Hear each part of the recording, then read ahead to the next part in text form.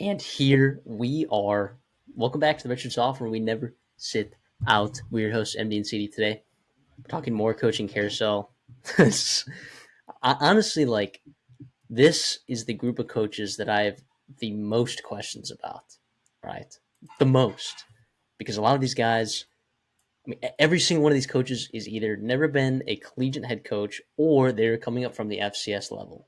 So it's very hard to evaluate, what kind of hire these are, based on the situations, based on expectations, based on past performances. We're talking about Jimmy Rogers, who's headed to Washington State, coming from South Dakota State. We're talking about Eddie George. Yeah, that Eddie George going to Bowling Green, right, after coaching Tennessee State for 4 years, winning Ohio Valley Conference Coach of the Year this past season. You're looking at Stanford, Frank Reich, with the interim head coach tag in college football in March/April. I guess we're in April now, but when it happened, it was March, right? And then last but not least, Jason Eck, who's coming from Idaho and formerly was on South Dakota State staff with Jimmy Rogers. So funny how that both those guys will be tied into this one. But yeah, so thank you guys so much for tuning in. If you haven't seen our other coaching carousel videos, because I'm sure you guys are going to love this content. You guys are going to love hearing the background for these guys, learning more about these programs, because guess what? When you got to look at college football, I know you're rooting for one team, but you got to look at everything, right? Because it's all connected. Okay, it's all connected. You never know who your next head coach is going to be. You never know who your next quarterback is going to be. So everything's all tied in together. And this is why we love this too. So getting a better understanding of all these coaches. I've been learning some about these coaches. We've known about these coaches for a while. We all think, CD and I believe that these are pretty okay hires, just with a bunch of questions. All right. So we'll get into that more. But yeah, please like the video if you guys like the content. Simple rule, and just give a little subscribe if you guys like seeing content like this in the future. It's going to be here. All right. Whether it's coaching carousel, whether it's previews, positional breakdowns, whether it's previews of games, team previews for the season. We got a lot of stuff here on this channel, and we're just hoping to keep it growing. Because you guys have been part of a nice little run that we've had the last 2 years. So, Shady, you and I think we talked about this a little bit off air. I think you and I disagree a little bit on some of these coaches, which makes for a good content for us, but B, I think it just proves how many more questions we have about these guys, and how I'm sure some of these coaches are going to be pretty polarizing to some of these fan bases. Yeah, it is awesome. We have a weird blend, especially, the first three we'll be talking about, Washington State, Bowling Green, Stanford. Those were later in the cycle kind of hires. They were a little bit later than some other ones. You saw some weird things. You're also in programs that are in very changing landscapes, where it's Washington State kicked out of the Pac-12, trying to revamp it up there, and all things going on. They've got a new AD, new president, new basketball coach, new football coach. A lot of changes going on at Pullman. Similar with Stanford too, in their whole debacle in terms of the timing, and now you're trying Andrew Luck here, and now it's an interim coach, and you're going to the ACC, by the way, too, and here's revenue sharing, and you've got all these Olympic sports to worry about too. It's fantastic. And all of a sudden, Bowling Green too, your head coach goes and leaves for a position job in the NFL, which, make no mistake, by the way, first of all, if your goal is to get to the NFL and you're Scott Loeffler, this is a great opportunity for him to get back to it, right? He was there before. Now he gets back to it. His opportunity to work at a really good organization with a lot of good talent, so I'm sure he'll do well and succeed there. But it just puts your roster and your team in a tough spot to worry about and scramble, which, by the way, a lot of coaches that they would be in the market for, including other guys that were hired in the MAC, they're gone, right? And they're taking new jobs, and so you have to backpedal. But I do think a lot of these programs did the best with what they could, and I think that deserves a lot of credit. And also, it'll be very interesting for us to tell you about what we think about these guys, also for us to give you some maybe thoughts and insights you didn't think about or know of. But also, if you know stuff or you're seeing stuff, we love to hear your opinion too. So make sure you're letting us know what's going on with your fan base and what you think about these hires and what this means for your program going forward. Let's look at Washington State to start. All right. Jake Dickert moves on. All right. We love Jake Dickert on this show. All right. We've been high on Jake Dickert since day one when no one else was. All right. He goes over to Wake Forest. Good for him. Nice little pay raise. Going to a little bit more, how you say it, a stable program, I guess, in terms of the volatility with what's going on in Washington State, But you hired Jimmy Rogers, right? And you look at that and you're like, who's Jimmy Rogers? And then you look him up and you're like, oh wait, that was the South Dakota State head coach. That's what, 27-3 all time in the 2 years that he was there. Went 15-0 in his first season as the head coach there. Won a national championship at the FCS level that year. Was a defensive coordinator that helped build that program to what it is today. Was a GA there, linebackers coach, played there. Like just born and grew up in South Dakota as well. Like you have this guy, right, that is just lives, breathes, and was that South Dakota State program and was so vital to their success. And he moves on over to Washington State, all right, and hired by Ann McCoy, who, by the way, was the interim AD before that. Now she's the full time AD. I think she did a really good job, all right, in her interim time. Okay, just in 1 year, right? She started in June of 2024 as the interim, and I think she did a hell of a job trying to navigate whatever the hell that this last 2 years has been for Washington State. She was there for a full year of it. Well deserved for her. I hear a lot of high praise for her. I don't think that this is a bad hire at all. I think you got a guy like Jimmy Rogers that comes in with a championship mentality. He talks about that all the time, championship mentality, right? And a guy with a good staff, right, that he built, and the relationships that he's made. He's got not a ton of connections, but he talked about his plan to recruit in state and in the surrounding states as well, because that is valuable to that program. And if you're going to be in Pullman, you got to recruit, that Pacific Northwest. But then he also talked about his connections in the Midwest and bringing the best players from that region over. I think is going to add a new dimension to that program that they maybe didn't have necessarily before. Which, I mean, you can argue whether or not they did or didn't, but I do think that this is a very interesting hire for Washington State, and I honestly don't think it's a bad one at all. Yeah, I mean, they're going to look to replicate what their rivals in the Apple Cup did with Washington bringing over Kalen DeBoer. And obviously, he was at other couple stops there, but he got his start at Sioux Falls, right? And he brought over some big time Midwest talent to help build that Washington program. Obviously, compete for national championship there a couple years ago. It'll be really interesting. There is a trend right now of successful lower level football coaches translating to Power Four, and obviously Washington State will be in the Pac-12. We'll see what happens there in terms of what we call the new conference alignments and all that. But for what it's worth, we'll give the Pac-12 the respect and consider it a power conference, for right now. But Chris Kleiman, right from North Dakota State, going to Kansas State. You got Kirk Signetti coming from James Madison when they were FCS, heading over to Indiana. You got Kansas's Lance Leipold, who is at Wisconsin Whitewater D3 program. That's very, very good. And obviously DeBoer at the D2 Sioux Falls. So here comes Jimmy Rogers coming in to Washington State here, and it's kind of a mess. May I say this? Obviously, you talked about, what Ann McCoy did and what she's navigated, and I got to give her credit too for getting some money out of the whole thing, right? The whole program in general, the whole school, getting some money out of the buyouts too, and then kind of salvaging what's left of the Pac-12 and be able to capitalize on the name rights and the branding of the Pac-12, because that still holds so much more weight than the Mountain West does, and for them to be able to pivot, which, by the way, they're bringing in some programs who are also investing into their stuff. And I think you're seeing more talent being spread out around in certain spots, just overall depth of talent in college football growing because of the high school, like all that kind of stuff, JUCO and everything else. I do think those media rights deals for the Pac-12, especially with legalized gambling and other stuff going on, like those will be higher than G5 has seen before. So you obviously have chances to succeed. It just won't be what it was. I think some things that concern me about the state of the program in general, and this is not even fair to Jimmy Rogers, but it's just the reality of what he's going to be dealing with, right? He had tremendous resources and tremendous stability at South Dakota State, and also he ended up taking obviously he gets credit for building the culture there and helping kind of grow it into a national power in the FCS, but he walked in as head coach as defending national champions, and obviously you got to give credit for defending that and keeping the culture going and all that kind of stuff. But it will be a little bit of a shell shock here, I do think, in Washington State. Not that it can't succeed, but just will be different. And worth noting, they already talked about having to trim its athletic budget from $85 million, which with the Pac-12 former Pac-12 money, down to $74 million, and what that kind of does for all sports involved. And then also, not even more, you're going to trim it down one more time, which kind of stinks too.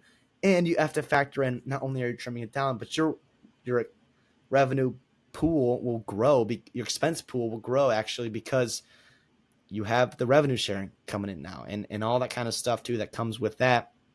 Not to mention, I talked about in the intro here, where you have a lot of faces, new faces in Washington State and Pullman. There, you got a new president coming in, right? And I know we just tend to focus on the micro of the football program and the athletic department too, in the athletic program, but it's a nationwide, it's a whole university wide thing that you need to have buy-in and alignment from the presidents as well. So you're going to have Kirk Schultz retiring in the summer.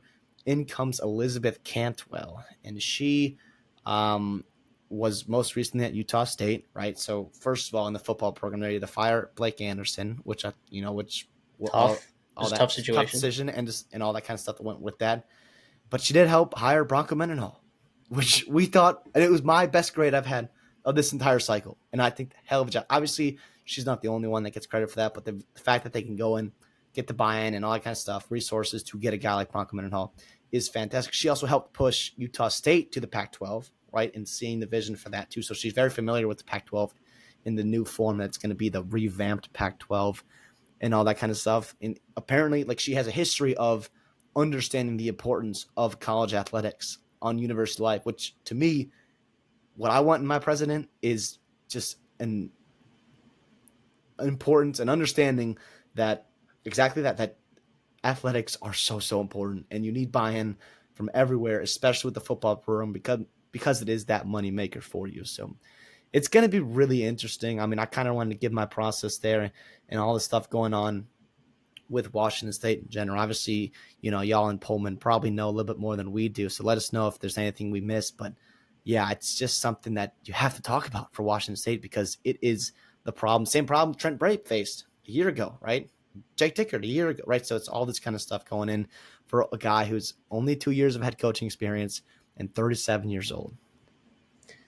Yeah, and something that concerned me, I guess, like talking and hearing him in his introductory press conference, and he was, I believe, I'm gonna guess paraphrase the question. I guess it was something about like how does he plan to initially use the transfer portal, to revamp his roster? How does he plan to attack that? And he did direct it to kind of like recruiting and stuff, but then he also talked about like he almost kind of deflected what he talked about in the transfer portal. He's like, no, players want to play for us, right? They don't want to play for other teams. It's like, okay, well, slow down for 1 second, okay? So does this mean like you don't really plan on like using the transfer portal or like figuring out how to keep players on your team? Like the buy-in from South Dakota State was immense, right? And part of that was because you were winning, right? First and foremost, because you were winning, right? I think Jimmy Rogers is a great coach. He's young. He relates to a lot of these players. And of the 22 transfers that he brought in, 16 of them are coming from South Dakota State. So that tells you something that there is buy-in from these players, right? And it's going to be easier to establish the culture that you want when you have all of those South Dakota State players that understand the expectations of Jimmy Rogers and that championship mentality. Jimmy Rogers is a very confident guy, all right? He's got moxie, swagger, or arrogance, whatever you want to call it, all right? He does have that. Is it going to translate really well if he chooses not to use the transfer portal as effectively as he probably should? Because there are going to be competitors in the new Pac-12 that are going to use it, to catch up to the talent level that Washington State's able to bring in, and if you're not effectively using that or understanding how to retain your roster, other than the fact that,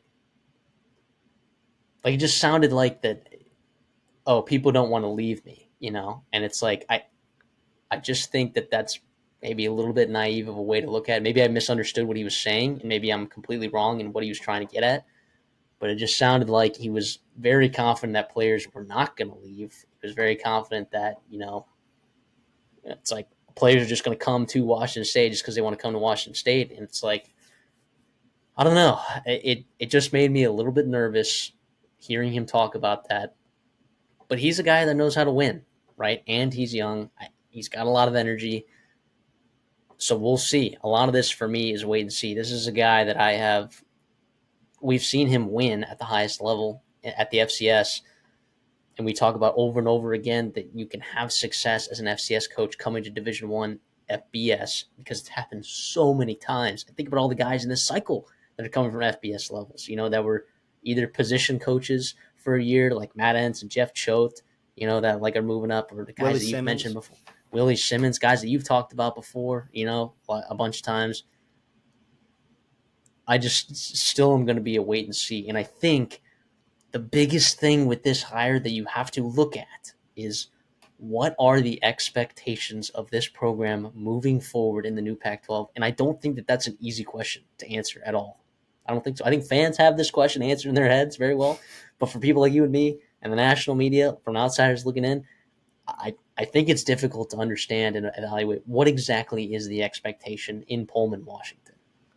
Without a doubt. And it's going to be different because obviously you had a certain expectation in the Pac-12, and then you had an expectation to go in the Mountain West and dominate, and you did that, right? But now you're coming to the Pac-12, and you're seeing this playing field kind of get leveled, where you were standing at the top of the Mountain West, and you've got some other schools that maybe are in better spots to succeed, dare I say, coming into this new Pac-12. Let's look at some of the salaries in this new revamped Pac-12 that I want to compare. Obviously, it's going to be a little bit skewed and a little bit different because you have a guy in, Jimmy Rogers, who was making $300,000 at the FCS at South Dakota State. So any kind of paycheck raise is going to be significant for him and his family. So congrats to them. Obviously, Jimmy Rogers got a 5-year, $1.5 million deal. Big time raise for him. Happy for him for sure. But if you compare that to the rest of the Pac-12, the revamped Pac-12, like it puts you down right at the bottom. You've got Trent Bray over $2 million. You've got Bronco Mendenhall over $2 million.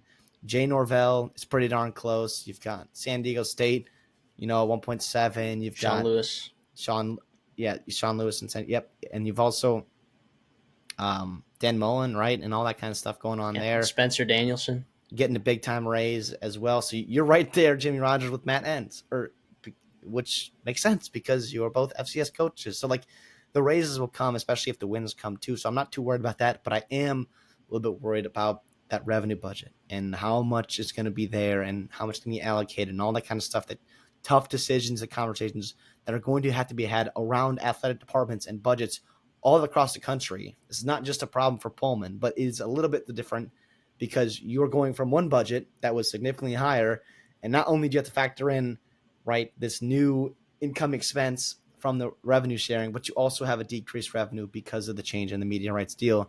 It's fascinating. It is very fascinating, and we'll see what goes on there. But yeah, I just wanted to bring up his contract details, and it is also like pretty telling, and like a couple reasons why he took the job. Well, first of all, like it's a better job, right? Like going to FBS, like it's a big deal to making that jump. 2, it's 5 times in your salary, which is awesome. Happy for him and his family. Pullman he got emotional. He got emotional talking about it. What it meant to his family. Life-changing, generational change. I mean, amazing stuff too. Also, a lot of hard work too. And Pullman is beautiful, right? We love that. Obviously, y'all Cougars fans, Cougs Nation, y'all know that.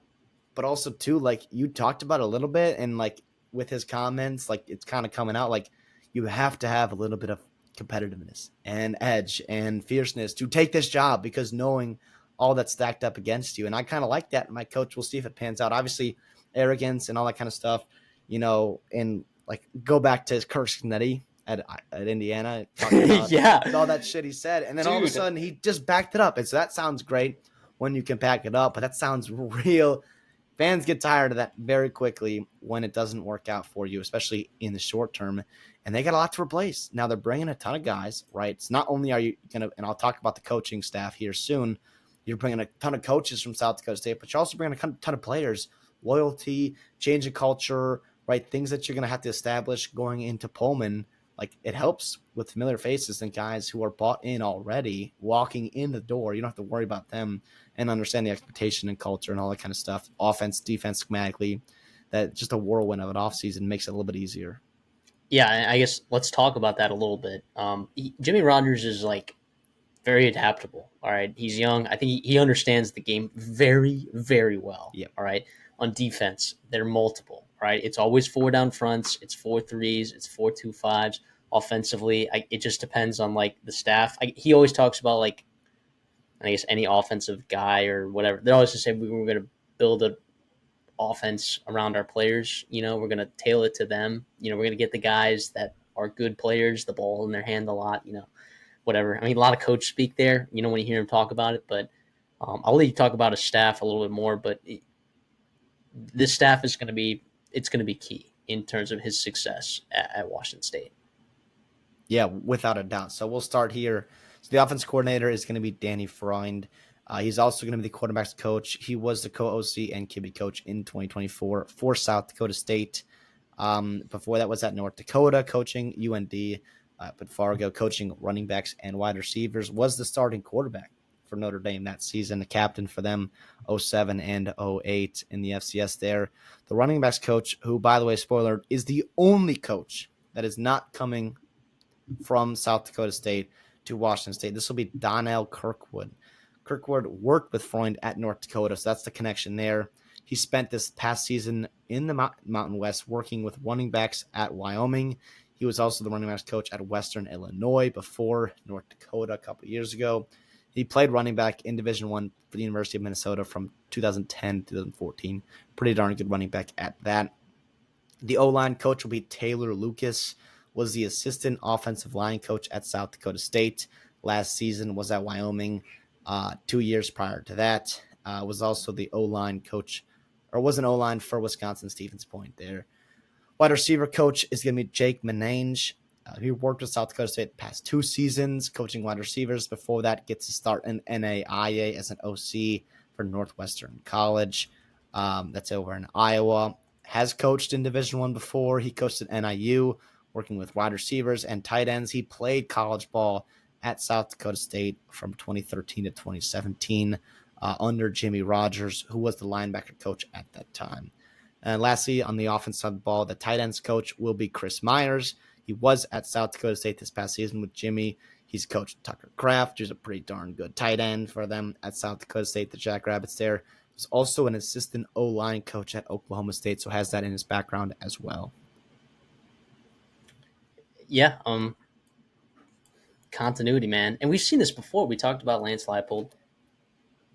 If you bring sometimes if you bring your whole staff and you implant it, all right, sometimes it doesn't work, all right.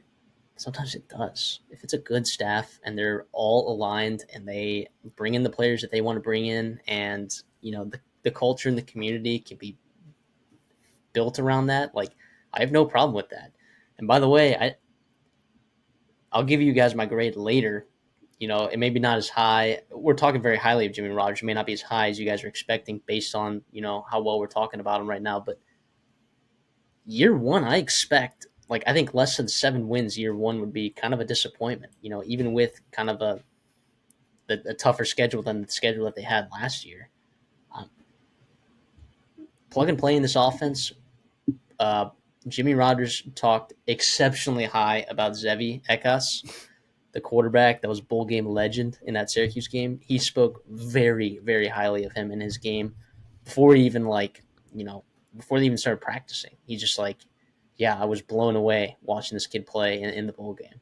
So I think that offense has some good stuff to work with, even though you're losing Williams and some important pieces on that offense. You've had some pretty darn good offensive players drafted in the NFL from South Dakota State. You're talking about a couple running backs, Pierre Strong, Isaiah Davis, Tucker Kraft, I mentioned earlier, offensive lineman this past season, Mason McCormick, and the quarterback a couple years ago, Chris Adalokan, and Mark Gronkowski over at Iowa now. He could add to that list too, and some others that have transferred all over. But yeah, it's pretty impressive. Dallas Goedert's on that list. Yeah, exactly. 2018. Yeah, exactly. So it's just it's going to be tough too, but also this is the side of the ball, the offense that's not like Jimmy Rogers' specialty, right? So he's a defensive guy, so this is the side of the ball that he has to have trust and faith in. So they have to nail it. And it's the same staff he's been working with, so yeah, I hope it works out. Yeah, which helps too for sure. Defensively, so the defense coordinator / linebackers coach will be Jesse Bobbitt. Same thing he did at South Dakota State. He actually worked in Pullman at Washington State back in 2020 and 2021 as a defensive GA and quality control under Jake Dicker, which is interesting there. South Dakota State defense was really freaking good the past 2 seasons there. Also, Jimmy Rogers will have his hand in this defense for sure. But it's also nice having a guy you can trust and has had success calling plays there in Jesse Bobbitt for him. Bobbitt also was a linebacker for South Dakota State, just like Rogers was. He was coached by Rogers from 2013 to 2016. He was also a teammate with the wide receivers coach, Jake Manange. So going back, when they were both at South Dakota State, really cool there. The cornerbacks coach is going to be Mike Banks. Same thing. Cornerbacks coach the past 2 seasons with Jimmy Rogers at South Dakota State. The D-line coach, Jalen Bibbs, same thing, coming over, being the D-line coach for South Dakota State this past season. Prior to that was at D2 Power Grand Valley State as a D-line coach. And then lastly, you've got safeties coach Pete Manange, and I believe there's relation to Jake Manange there. Was safeties coach for South Dakota State, played safety for Rogers from 2016 and 2017. Also cool there. Does have experience in the FBS working at NIU with safeties and linebackers there. So it's a lot of continuity, a lot of familiarity with the staff here, like we've talked about. And for better or for worse, it's something. Like, it's not a guarantee at all, but like you said, we've seen it before work at Kalen DeBoer staff comes to mind as well. I think with the whirlwind that is this offseason for Washington State, I don't think it's a bad thing. I think it's got a chance to really help you, coming over from South Dakota State. Now you're all kind of learning through drinking through a fire hose, potentially going to Mountain West and all, or the Pac-12, Mountain West, whatever that's going on right there. But playing from this level of ball, maybe we'll see some adjustment from all of them. But the reality is, I mean, you've had history of success together, so that's all you can really ask for. I mean, some of the best D2 coaches that we've talked about coming up, D2, D1 coaches that came up to FBS level. I guess Kalen DeBoer was decently young. I mean, he's in his 40s, but I mean, Lance Leipold was old. Chris Kleiman was older. He was older than 50, I think, when he came to Kansas State. I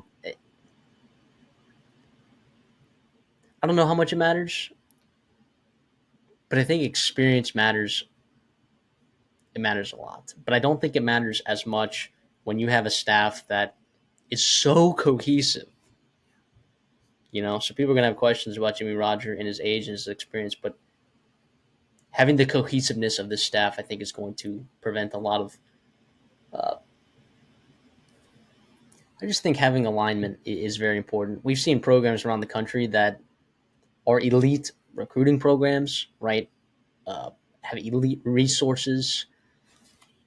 Not going to name any in particular, but you have programs there that didn't necessarily have 100% alignment on the coaching staff for a number of years, despite having the resumes and the experience, and national championship experience, that is, just like Jimmy Rogers, another guy named Jim that I know. Doesn't always translate if your staff isn't super cohesive and they don't establish the culture that they want to. So I think it's interesting, the staff bringing in literally every single person that you possibly could to bring over from South Dakota State. But it could work, And I think year one, you're going to see. I think you're going to see success year one. But we'll see what the future looks like for this program. So, are we finished talking about the staff? Did you want to bring up special teams? No, nothing on there. I will say, lastly on the staff, I am curious to see how they recruit, like in terms of success wise. Obviously, they talked about their plan in winning in-state recruiting, but also having the connections to the Midwest, which most of their staff, obviously, including Donnell Kirkwood, the one outlier who played at Minnesota and he was coached at North Dakota too. So there's that a lot of Midwest, upper Midwest kind of stuff there and connections, on the coaching staff. It will be interesting to see, because I will say too, like in the FBS, I think recruiting is much more national than it is at the FCS level. And you're competing with a lot of other programs too for these guys, especially if you aren't the highest bidder. It's hard. It's going to be really hard. And obviously, like the youth and cohesion and all that kind of stuff, like that typically tends to bode well for recruiters in college football nowadays. So that's obviously, a plus for them. So we'll see how that all works out. But that's something I'll be interestingly monitoring this offseason, see how they do an official visit season. And as we move into the season, in even like the spring cycle portal and whatever else goes on there, it'll be something to monitor for sure for the Cougs. I mean, they brought in 35 guys this recruiting cycle. Not that any of these guys are like nationally ranked. In fact, none of them are, which needs to change at Yeah. Washington State. But I don't know. We'll see if they can get enough guys that are that young. That might be the plan too. Like he talked about. Maybe I'm right about him not wanting to use the transfer portal ton because he's just going to bring in a ton of recruits, and the best of the best are just going to filter up and buy in and create a really nice program where they're just churning out guys that are really well developed. But I do think to have success in the modern era, I do think you need to use the transfer portal. So expectations, all right, have to talk about them, all right. I think the expectations are high for Washington State. I know that you talked about the kind of turmoil and turnover that they've had in the athletic department at the president level, with conferences, with the budget, whatever. All right. I still think that, like, in terms of investment into your program and history, and like, I still think that right now, okay, in the next 4 years, 5 years, you still should be competing for championships at the new Pac 12 level every single year. That doesn't mean 10 win seasons every year, right? But every single year you should be competitive. All right, every single year. And I think Jimmy Rogers, that's his expectation too. He talked about his expectation is to have Washington State as a national brand. Whether he'll succeed in that, I don't know. Okay. So when I'm giving my grade, I'm basing it off of that because you have to grade relative to expectations, right? Chrissy and I grade our curve. It's an A is that you exceed expectations at the place you're hired at. B is you meeting expectations, and C is you not meeting expectations. I think the expectations are very high. All right, which is why I'm going to give it a B minus of a higher. I don't know that there are definitely coaches out there that I think would succeed that I would give a higher grade than Jimmy Rogers. But what was left out there, I don't know because this was just a hire that was decently late into the cycle, right? So I look at this and I'm like, actually, I don't know. No, he was hired in December. I gotta look at the date again, but the point being, yes, there are guys that I would have given a higher grade in this situation. I have questions about Jimmy Rogers. That's why I'm being pretty conservative about this B minus. I still think that he could win 7, 8 games every single year, and that be not meeting expectations based on the schedules that you have and based on the other competition that you have in your conference. I think you should be succeeding at a very high level. But let me hear your thoughts.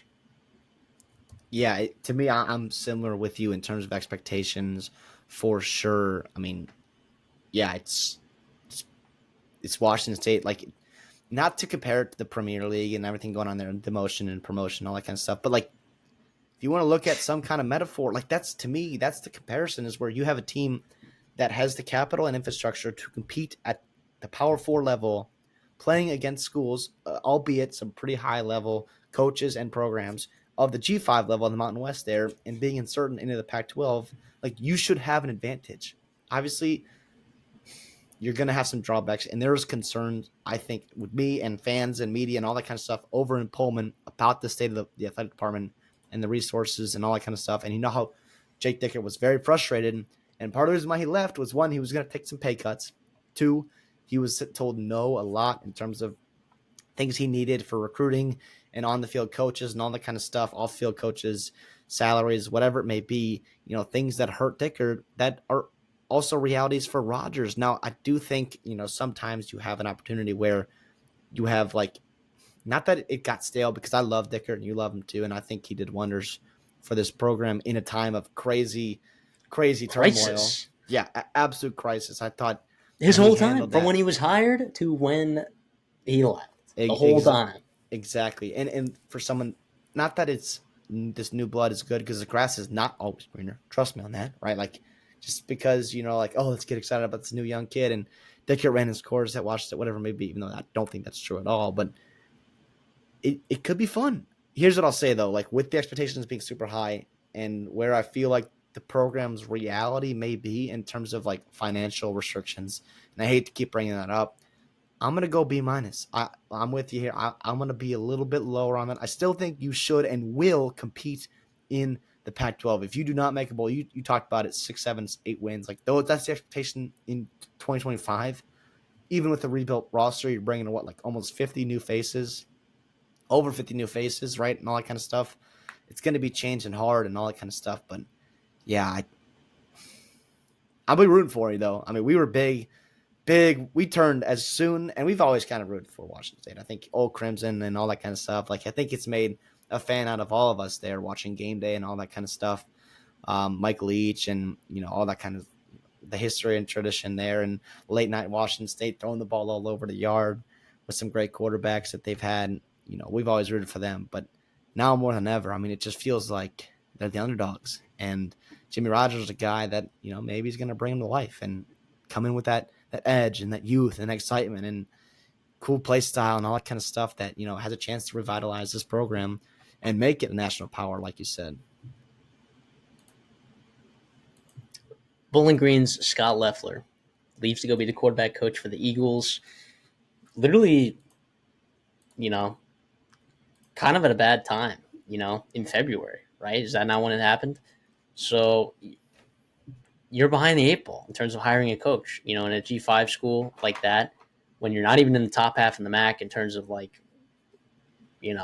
enrollment, stadium size, just like resources in general. It's tough being behind the eight ball. So what do? They go hire Eddie George. Yep, that Eddie George from Tennessee State, former running back for the Cowboys, the Titans / Oilers, whatever you want to call it. I mean, he was on there for both, I think, when they were the Titans and the Oilers. Legendary Ohio State running back. And he's back in the state of Ohio. I have a lot of questions, right? And I think it's fair to be skeptical. And I think you're a little bit higher than I am, but I think it's fair to be skeptical, okay? Because you have a guy who his only coaching experience ever, all right, ever, is being the head coach at Tennessee State for 4 years, right?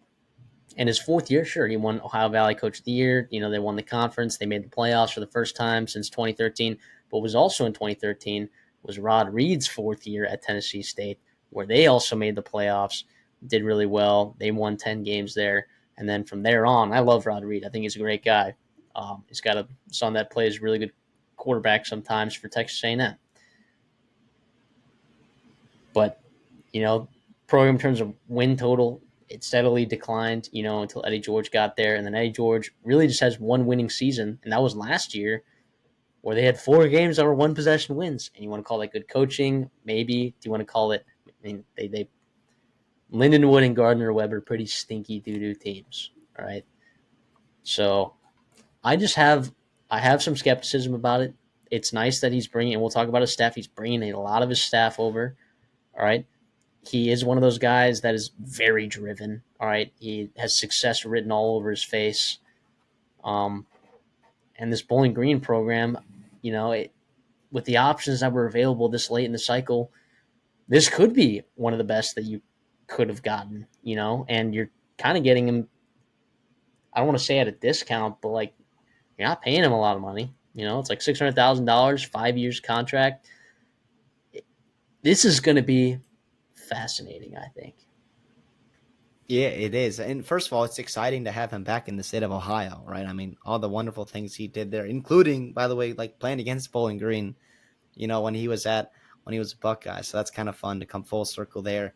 It's super interesting. Like you talked about a little bit how it all went down. So Eddie George, like did his thing at Tennessee State, obviously, building up to that. I see that 9-win season. I like Eddie George. I like this hire. And I know you do too, but I'm a little bit more higher than you are. But so he did his thing, right? 9-4, brings him to the playoffs. Obviously, he loses to Montana. It was pretty darn good, but that happens, and it was really interesting because I heard his name. He got interviewed by the Chicago Bears, right? And a lot of Yeah, that was, and like there were reports, rumors that it was more about filling the Rooney role and whatever else, and like whatever it may be. But first of all, he talked about how that was such a great experience for him, and he was thankful for the organization, and I think he was a legit candidate. It's just obviously like the step up from Tennessee State to the Chicago Bears, the NFL. Like, it's a big deal. And obviously, as Bears fans, like, like Ben Johnson, pretty darn excited about. But regardless, like, so he was obviously floating his name out there. So, like, that was, like, not a new thing. And he talked about this, too, where he was not getting the support and the commitment from the Tennessee State, like, administration. It's similar to, I think about with Marshall and what Charles Hoff went through and all that kind of, or actually the opposite of that. But, like, regardless, like, extensions was not really on the table for him at Tennessee State, especially with the price tag he was probably going to, demand because of the success he just had. So that was not really an option to staying. So he gets a call from Urban Meyer, who obviously Bowling Green legendary coach in the state of Ohio and college football, all that kind of stuff. And obviously just there, because there is that connection between Ohio State, Urban Meyer, and Eddie George. They weren't really great friends. I mean, obviously they know each other and they're like friendly for sure, but it's more about, it's not like he's hiring his buddy. So he helped hire Eddie George there, and kind of gave him the rundown there and put his name out there. And obviously George had to interview for it and be pretty serious about it, and ended up aligning that they both had similar values and whatnot. And, here Eddie George is coach in the MAC. Which left? You said Urban Meyer had similar values to Eddie George? No. Oh, okay. Sorry. I was Bowling Green. You're right. Sorry. I thought you were saying that Urban Meyer found out that him and Eddie George shared similar values. So that was silly of me to think that. Sorry. No, but but anyways, Eddie George gets a 5-year contract, about $600,000, which is significantly more than what he was making at Tennessee State. However, like, it's not about the money for him. Like, he has been super successful. You talked about him being successful in everything he does. Obviously, at Ohio State and in the NFL, part of the 10,000 rusher club in the NFL, which is super exclusive, very, very impressive. But also what he did outside of the sport of football too, starting his own, financial management firm like Edward and George Wealth Management. He founded Edge Group. He founded Landscape Architecture and Design Firm. I mean, like, all this kind of stuff too. The success he has had, not only in the NFL but also outside of it. He's got the resume of a president of Bowling Green, not necessarily the head coach of Bowling Green. So it's super interesting. It is a little bit more out of the ordinary and unorthodox, especially because he had the non-traditional route of coaching. He didn't start as a GA and work his way up to coordinator and then obviously to head coach. And he kind of started that. And I think if you ask him too, like, he kind of got his thrown in the fire at a bad program, like at a program that was struggling, right? And he was able 100%. to right the ship there. And I think he was learning as they were learning too. And I think that situation's really, really helped him. Obviously, he's still pretty green as a head coach, very, very green in terms of a D1 head coach, right? And especially in this climate, obviously he's familiar because he played college football at the highest level, but it's a much, much different game now than it was 20, 25, 30 years ago, right? So obviously, all that kind of stuff, plays into it. But this, to me, what's interesting is, I've been going on forever here, it feels like, but real quick, I'll wrap it up with this contract. So Scott Loeffler was making $580,000. So obviously George gets a little bit more than that, almost $700K if you add the supplemental compensation Inflation. into that. Yeah, exactly. In this economy, damn it, no. But it's still pretty darn low in the MAC, though, right? It's still the 11th highest in the MAC, which is, the reality of the program, right? But also, too, and what's super interesting, like I said earlier, it's not about the money for Eddie George, right? He, by the way, is the one who's paying the buyout. He's paying the buyout for Tennessee State in the form of reducing the salary. Like, that's kind of like whatever it was. And I don't know how much truth that is to it, but that's what was reported, right? And that's obviously interesting. Like I said, he doesn't need the money. It's just crazy. Also, real quick note too, like the buyout is about $500,000, that he has to get from Tennessee State, or Tennessee State gets from Bowling Green. If Bowling Green and Tennessee State schedule each other, that amount goes down. Isn't that awesome? Which is crazy. That's pretty funny. Obviously not related to anything, but it's just fun. He also said, lastly, my last bullet point here is, he said in his introductory press conference, I would do this for free, being the head coach. I think this means so much to him. And that's why I'm Like I am buying in the person in Eddie George. Maybe not the scenario and the whatever. Like I am buying stock in the person of Eddie George because I think he succeeds in everything he does. I love who he is. I love his mindset, all that kind of stuff. I just think he's gonna work like in a similar way that Dion just like figures shit out and like succeeds. Like it's the same way with Eddie George. Not only in football, we saw the wealth Very different management. personalities, though. Very different Yes, and I personalities. don't want to. Yeah, and obviously, like the comparison is made because like he started, in the FCS and like as Hall a of head Fame, coach, NFL Hall of Fame, athletes. and all that kind of stuff. But very different. But in a similar way, I think they will both succeed. So yeah, I, so I think the athletic director of Bowling Green, I think, very much agrees with you. I think he's investing in the person as well because, like, he has a lot invested. All right, like, uh, AD, what's his name? Derek Vandermeer or Murway. Sorry, it's a South African name, I believe. He's got his kid playing for the football program, right? He used to be an All MAC player for Central Michigan. Like he understands the landscape of the MAC. Like he has a lot invested in this, right? He's not going to hire some bozo, right? Like because like his kid is literally on the team, you know. So I think that the people that need to believe in him do believe in him. I just am still skeptical because it is fresh, right? Like, how do we know, like, that his coaching staff, like they had a very decent defense in a pretty down year for that conference, right? Where he ended up winning Ohio Valley Coach of the Year, which is really awesome. I, and for Bowling Green, here's the thing too, like they have hit on their head coaches at an astounding rate. Astounding rate. We're talking Urban Meyer, Dino Babers. I'll call Scott Leffler a hit, right? Because of the way he turned around that program from what it was. Dave Clawson. Did I already say? Yeah, I said Dino Babers. I mean, you've hit on so many good coaches. Coaches that went on to be Power Five coaches and successful ones for the most part at their jobs. And it's like I think the expectations at Bowling Green are a lot higher than they should be because of the success that they've had, because of the unbelievable coaches that they've hired. And I think that this is a more risky hire than, well, I guess Scott Leffler, I guess you could call him a risky hire as well. But like, this is a risky hire. Let's put it on the table. It's a risky hire. This guy doesn't have a ton of experience. Being head coach, no experience. Being a Division One head coach, no experience, and that doesn't necessarily matter a ton, right? Because we've talked about a bunch of guys that are FCS coaches that work out and whatever. But I just think that the expectations at Bowling Green are much higher than they should be, or than they actually really are. If that makes sense, like the fans and the athletic department think that they should be winning more than they actually should be. Like they've overperformed. The Battle of I-75, is that what it's called?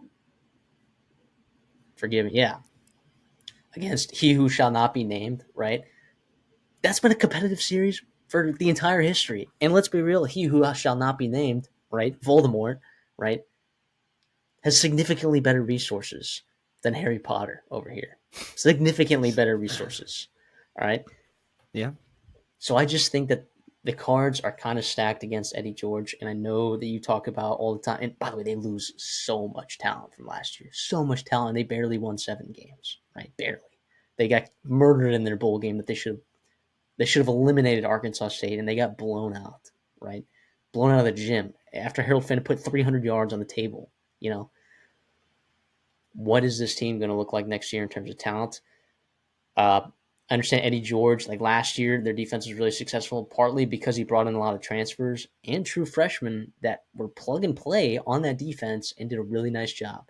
And Eddie George brings over 6 members of his staff from that team as well, that can help with the continuity, that can help with the change, that can help, and they brought in some players as well. But I just am super skeptical of like this working out. So forgive me for not being as high on this hire, but here's the other part of this too. Because of how late this was in the cycle, it's like you also have to reflect and say, how much better could they have done? You know, and like you said, Eddie George is getting looked as the Chicago Bears. Now, as a Bears fan, would I have been absolutely furious if Eddie George got hired to be the head coach of the Bears? Yeah, I would have been furious. I would have been like, "What are we doing?" But to be the head coach at Bowling Green State, or Bowling Green, it's maybe more manageable, I guess. But and can we just talk about this for a second too? This MAC conference right now, okay, and we've only been doing this for a couple years, but like we've watched college football forever. We've looked at numbers and past coaches and records and what we've consumed so much college football, you and I, over the last however many years. Can you think of a time since we've been alive that the MAC has better coaches in it than it does now? I mean, look up and down the roster, people. Jason Candle, Chris Creighton, Chuck Martin, Pete um, Lembo, Pete Lembo. Did I already say Chris Creighton? Stud. Thomas Hammock, Thomas Hammock. Kenny Burke. Dare I say? Then I say, well, dare I say Brian Smith? Maybe. Maybe. We don't know. He's got that program buzzing right now. They got a lot of continuity from the winning program that they had 3 years of, 10 plus win seasons. Not to mention you bring over UMass with Joe Harris Simiak. Like, you have a loaded, and who knows, is Lance Taylor any good? Maybe. Maybe he'll be better these next couple of years. I have no idea. I'm just saying, like, it is it's very competitive in the MAC, I think, right now. Yeah. And I think that's fair to say. So that's my honest evaluation of it. And I'll let you talk about his staff, and then we'll further talk about expectations, maybe your expectations, and then we'll give our grades. Does that sound fair? Yeah, real quick to your point there, like if I had to rank the coaches in the MAC, like Eddie George, just because of the question mark, and I'm high on him, right? I'm buying his stock because I think it's going to grow. But right now, as we stand, like he is towards the bottom, if not like 11th, right? 12th, whatever, with UMass coming in, and obviously NIU coming out, so it's going to be like even whatever it may be. But also to your point, in terms of like hitting on a ton of coaches at Bowling Green since 1991, right? When you hired Gary Blackney, every coach from Blackney to Urban Except Nate's. Meyer to Brandon Gregg to Dave Clawson to Dino Babers, they all won 8+ games. 9+ games, if you actually look at it. Incredible stuff. That's insane. Jinx was a miss. And But then you went and hired. Loeffler was on his way to building that program, and like he was a bowl game away the past 2 seasons from winning 8 games. It has been incredible. Now, is it luck? Is it whatever? Maybe there's something about Bowling Green as a town, isn't it? Like stuff that just, I see you shaking her head. As stuff that like contributes. It may be like they take their football really seriously up there, right? And it's obviously a small town. You've got the other school up north, and you've got whatever. So it's like it's just fascinating. And here's what I'll say about Eddie George. I think it's gonna work, man. I think it's gonna work. Let me get in the coaching staff before I get too fired up about it. The offense coordinator is Travis Partridge. So here's what I'll say before I get in. I'm so sorry. Kind of all over the place right now. You're going to have a lot of blend in a similar sense. We just talked about Jimmy Rogers at Washington State. You're going to have a lot of blend of his coaching staff following him. Keep in mind the context matters. Keep in mind when this hire was made. So the assistant coaching pool, that kind of coaching carousel happens in December and January, right? When coaches are filling out their roster, when coaches get let go, when contracts expire, all those kind of things, especially at a place like Bowling Green. Anyone worth going Mr. Outside Hire, like, is going to be bought out or put in a spot right now, in a higher level program or in a high level program in the FBS who has a buyout and other things going on that you just can't afford to do right now. So that's what I'll say about that. So you're going to have a lot of continuity coming from Tennessee State and holdover from the previous staff. So the offense coordinator is Travis Partridge, right? He's also going to be the quarterbacks coach. Same roles that he had under Eddie George at Tennessee State. He's known for his passing offense. He coached at Kansas as an assistant quarterbacks coach under Lance Leipold and Andy Kolodnicki. By the way, the over on the Lance Leipold references for this video and this episode has hit the over, and that's fantastic. Always a good video when we talk about him. Anyways, Partridge was a really good quarterback at Missouri Western State. He played briefly in the NFL with the Minnesota Vikings. The O-line coach, Greg Nozale, right? He'll be a familiar name to us Bowling Green fans. Has been there since 2020. He's coached running backs. He's coached tight ends. He's been the co-offensive coordinator. This past couple seasons was moved to offensive line, right? At the tight ends, he coached Christian Sims. He also helped recruit and develop Harold Fannin as well. So pretty good list there and what he's done, kind of a bit of everything for Bowling Green. The wide receivers coach is Bruce Johnson. He's coming from Central Connecticut State last year, where he coached wide receivers, helping to lead to the FCS playoffs. In the offseason, he was hired by Eddie George to go to Tennessee State to coach high school. Obviously, comes over with George to Bowling Green. So obviously, George got his guy once. He gets him again. Love that. He's been coaching for a long time. He's done everything from high school, JUCO, FCS, FBS, all that kind of stuff. So I love having a guy like that, especially helping Eddie George, who is newer to it. I think that does matter. The running backs coach is Josh Crawford. He was with Tennessee State the past couple of seasons, working with the running backs prior to that. Favorite part about him, he was a G at Utah, working with the running backs, Tavian Thomas, Micah Bernard, Jaquin Jackson. Those were the running backs on that team. Got to be around a ton of talent there. He played running back in college at Vanderbilt. Lastly, on the offense, the tight ends coach is Dwayne Alexander. He will also have the title of assistant head coach. He's a very, very experienced head coach. Was the O-line coach at Sewanee. Was going to be hired to Tennessee State, right? Following him there, similar to what wide receiver coach Bruce Johnson did. Now he heads to Bowling Green with George and Johnson to coach tight ends. Prior to that, he does have head coaching experience at Tennessee Tech. Now, be honest, it was not very good, but he did have a lot of obstacles to overcome, and they had some stuff go on, off the field that whatever, it kind of hurt that program. So it's nice to have that kind of experience, I do think, in that program with Bruce Johnson, with Alexander, right, and those guys and their head coaching and coaching experience, but also some of the continuity with some Bowling Green coaches as well. This staff matters a lot. It's going to carry a lot of weight. Yeah. And like you said, it's tough to bandage, do a tape job with the staff because of the way and when you hired Eddie George. Like that mattered. And not that this is a bad staff, because there is continuity there, with what worked for him at Tennessee State. But if there was a chance that you could put together a better staff, but you couldn't because of the timing, that hurts. Every little thing adds up. Well, and too, you got to think about it. Most of these coaches we've talked about have been coaching for 20, 25, 30 plus years and have the ability to create a coaching tree and connections. Guys he has worked with, overlaps, connections, not that Eddie George doesn't have a ton of connections in the football world. I'm just saying some of that does matter. Let's move to the defense, right? Defense coordinator is Brandon Fisher. He's also going to be the associate head coach. He was the DC for 4 seasons at Tennessee State under Eddie George. They were really good. Top 3 defense, like you talked about earlier, in the conference. Each year he was there. Before that was at Auburn as a defensive analyst. Started working in the NFL, working for the Rams. Fisher is a familiar name with the Rams, right? Jeff Fisher, who was the head coach for the Rams and the Titans, known for having good defense, known for going 8-8. He has that NFL pedigree. Sorry, that was a stray that poor Jeff Fisher just got.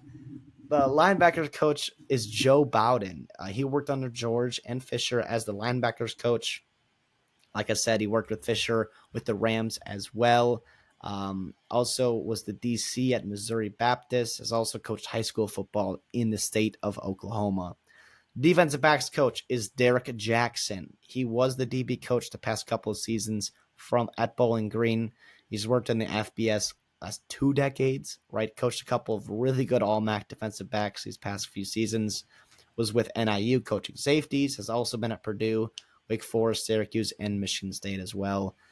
So I have a lot of experience, especially in this Midwest area, right, with Purdue and Michigan State and whatever else. Secondary coach, Richard McNutt. He was the secondary coach at Tennessee State, the past couple of seasons. He's also coached in the MAC before at NIU, at Kent State, and at the team up north. The D-line coach, Clyde Simmons. He was the D-line coach the past 4 years with Eddie George at Tennessee State. He's also a really good defensive end in the NFL and then coached there for a little bit as well. Lastly, the strength and conditioning coach is Chris Fenelon. He was the strength and conditioning coach for Temple the past couple of seasons, was also a member of Ohio State's strength and conditioning staff for 3 seasons prior to that. It matters. It matters. So there's the staff. We talked about how Eddie George got here. All right. I talked a little bit about expectations. I'll open up the floor to you to talk about because I think the expectations are higher than they should be at Bowling Green. But I want to hear your thoughts a little bit more, maybe expand on what you think the actual expectations for Bowling Green, those Falcons, should be. I think you need to be competitive in the MAC, right? I also think like making bowl games matters, right? And that's reflected in his contract. Like making a bowl game, you get $225,000 for that, $212,000 if they win it. So that's obviously not too much, but it is, part of the language. And I think those are incentives. Like they're in there for a reason. It's also, you get if you win 5 MAC games, 6 MAC games, winning your division, winning the conference. Obviously, those are standard in every conference or in every contract. But I think that number 5 is pretty significant and a goal they could shoot for, being 5-3. This past season they were 6-2. They had a brutal out of conference schedule, and I think that gave Scott Loeffler. You look at it, and he was 6-7 with 7-6, 7-5 in the regular season with the bowl game loss. And Like competitive in those out of conference games against elite competition. Yes. And so, but by the way, this is one of the most talented team Bowling Green's had in a long time. Regardless, so they got to give credit to Loeffler for doing that. Well, I mean, think about they almost beat Penn State, and they were a red zone interception away from basically beating A&M. Yeah. Yeah. And obviously, like the MAC, like you had a couple close losses. I think NIU was one of them, and some others like tough losses in the MAC there.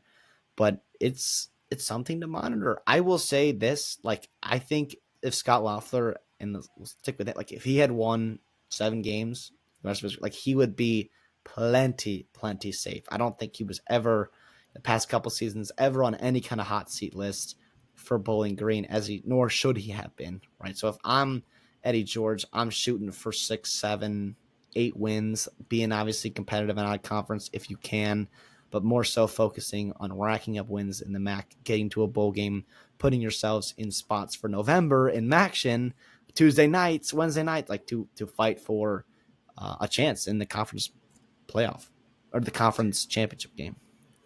Yeah, I think winning 7-8 games is kind of taken for granted at Bowling Green, but like that should be a bigger deal than it is there. It should be. Dino Babers, Dave Claus, the fact that is the expectation is wild to me. It's wild. So for that reason, all right, in grades, we talk about this in A. We give on the show A, B's, and C's, right? A is meeting expectations, or exceeding expectations. B's meeting them. C is not meeting expectations. I got to go with a B minus here. I think that there is a world where he definitely can meet expectations, but I think it's more likely that he doesn't than he does, if that makes sense, because those expectations at Bowling Green are pretty high, which is silly for me to say because I look at the resources and I look at the competition and I look at the coaching landscape in the MAC and I'm like, that's tough, man. 7-8 wins, that's tough. If he does that, I will be absolutely bought in on Eddie George for whatever other job that he may be looking for or vouching for. Maybe like he falls in love with this place. And like you said, he doesn't do it for the money. Maybe he just likes the challenge. Maybe he's here for 4 or 5 years, and wins 7-8 games, 3 out of those years. That would be crazy to me. That would be, to me, that's meeting the expectations, but that would, to me, would be pretty nuts. So good luck to him, but I'm going to have to give this higher B minus. I'm going to be higher. I'm B plus. I do think like winning 7-8 games, like that is exceeding expectations. To be 7-8 wins, being in conference championship games, like that is far exceeding expectations. I think it's going to be a little bit below, like making conference championship games. Obviously, like you said, the MAC is in a better spot than it's been in a long time, if not ever. And that's something you have to is in context. That matters, right? If you're Bowling Green, especially if you are giving him resources to win at a tier 3 level in the MAC and you want him to win at a tier 1 level in the MAC, yeah, it's hard, and it takes a special kind of coach. I think he is. I think he's awesome. I'm just gonna buy stock in him. I mean, we'll see how it works out. Obviously, recruiting and the other logistics to being a Division I football coach in the FBS, and also like the headaches that happen in FCS. Obviously, they're there in terms of guys poaching your players and whatever else, and dealing with revenue sharing or NIL, really more so. Yeah, at Tennessee State, and then like those headaches exist there, but they're amplified even more in the FBS. So we'll see how he adjusts. But like I said, this guy succeeds with everything. Super excited to see what he can do there. I do think it is.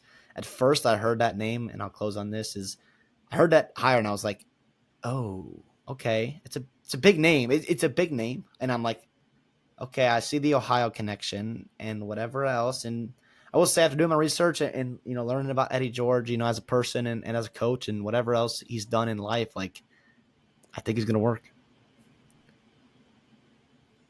It's over to Stanford. Oh my goodness!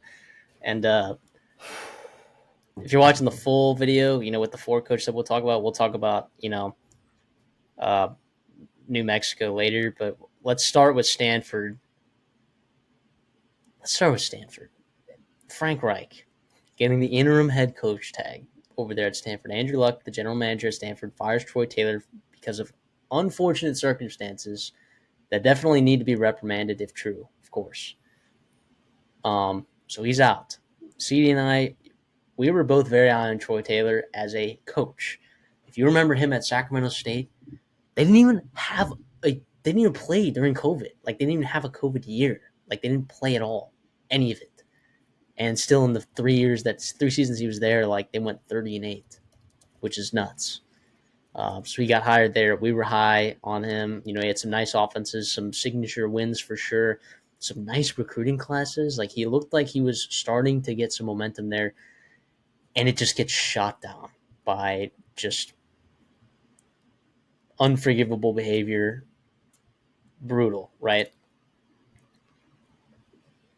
Now Andrew Luck has a decision here as the general manager. It's like, this late, do you even call it the cycle? Because, like, the cycle's over, in March. You just, like, do you go in and do you invest in someone that you think you could see a future with at Stanford, or do you call up Frank Reich, who's walking around Costco with flip flops, and be like, please, please, please, please, please, please, will you coach us for 1 year with an interim tag?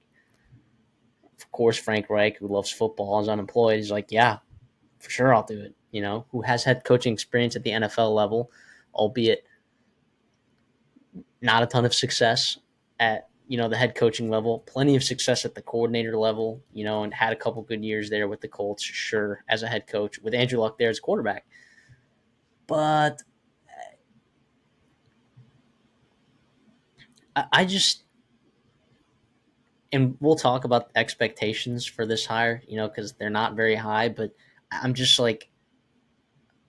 very disappointed, right? Because I think these kids that are going to play for Stanford, you're not necessarily wasting a year of eligibility because he is an NFL coach, right? He's going to give them his best. But, like, it just feels like you're wasting a year of the program, right? It's a temporary hire so you can potentially rebuild in the future. Like, you got season ticket holders, you've got these players, and maybe, like, Stanford fans are going to come in and be like, no, this was the right thing in the comments, and maybe it will be in hindsight.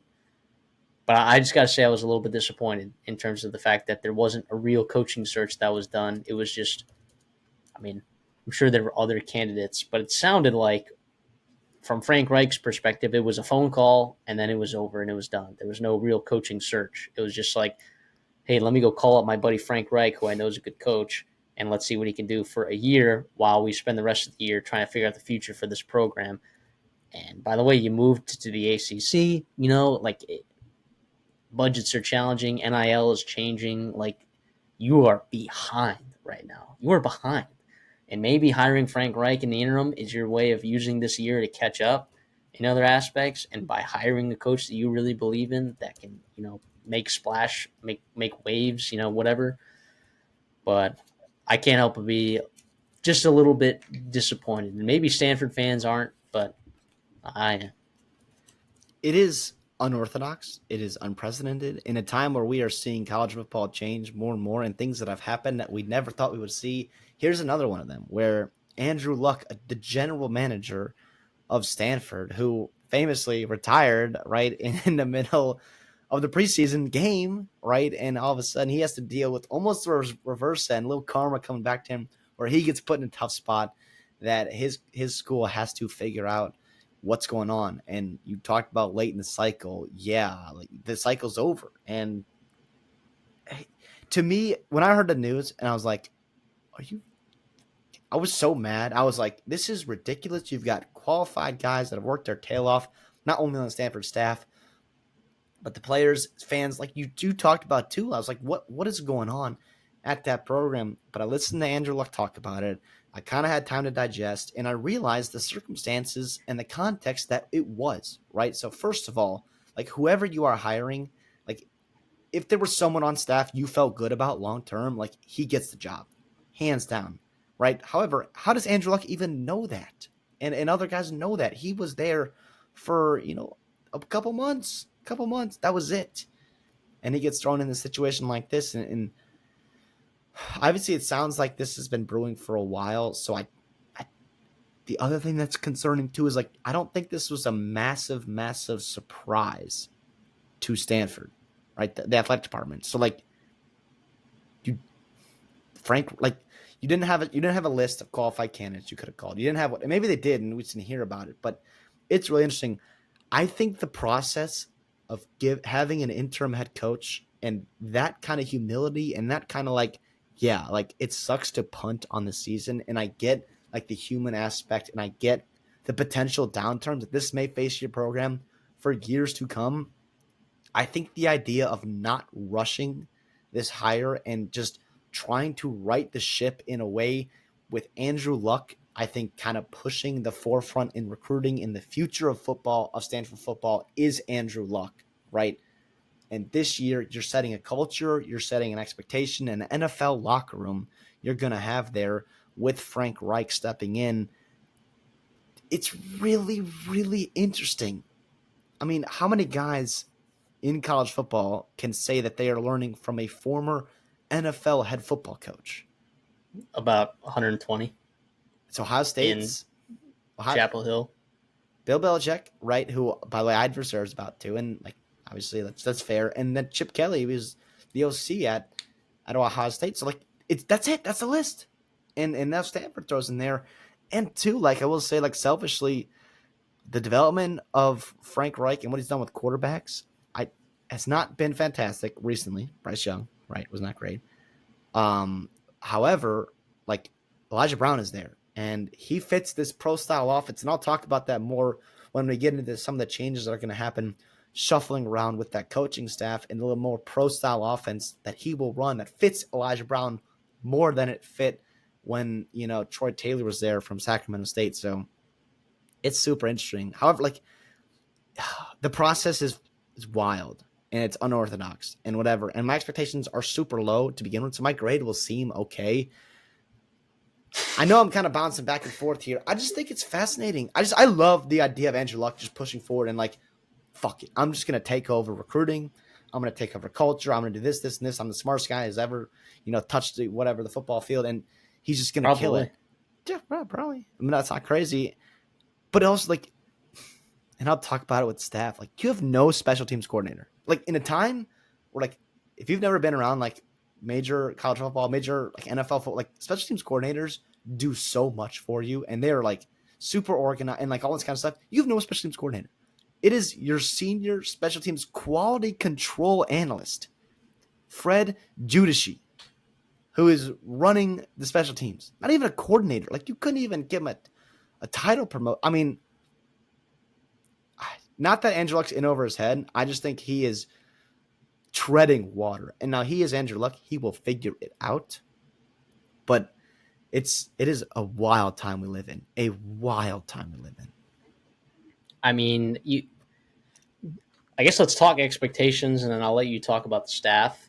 But like for me, expectations. Expectations. I mean, this is a roster that was decimated by the transfer portal. First of all, and you still have some talent there.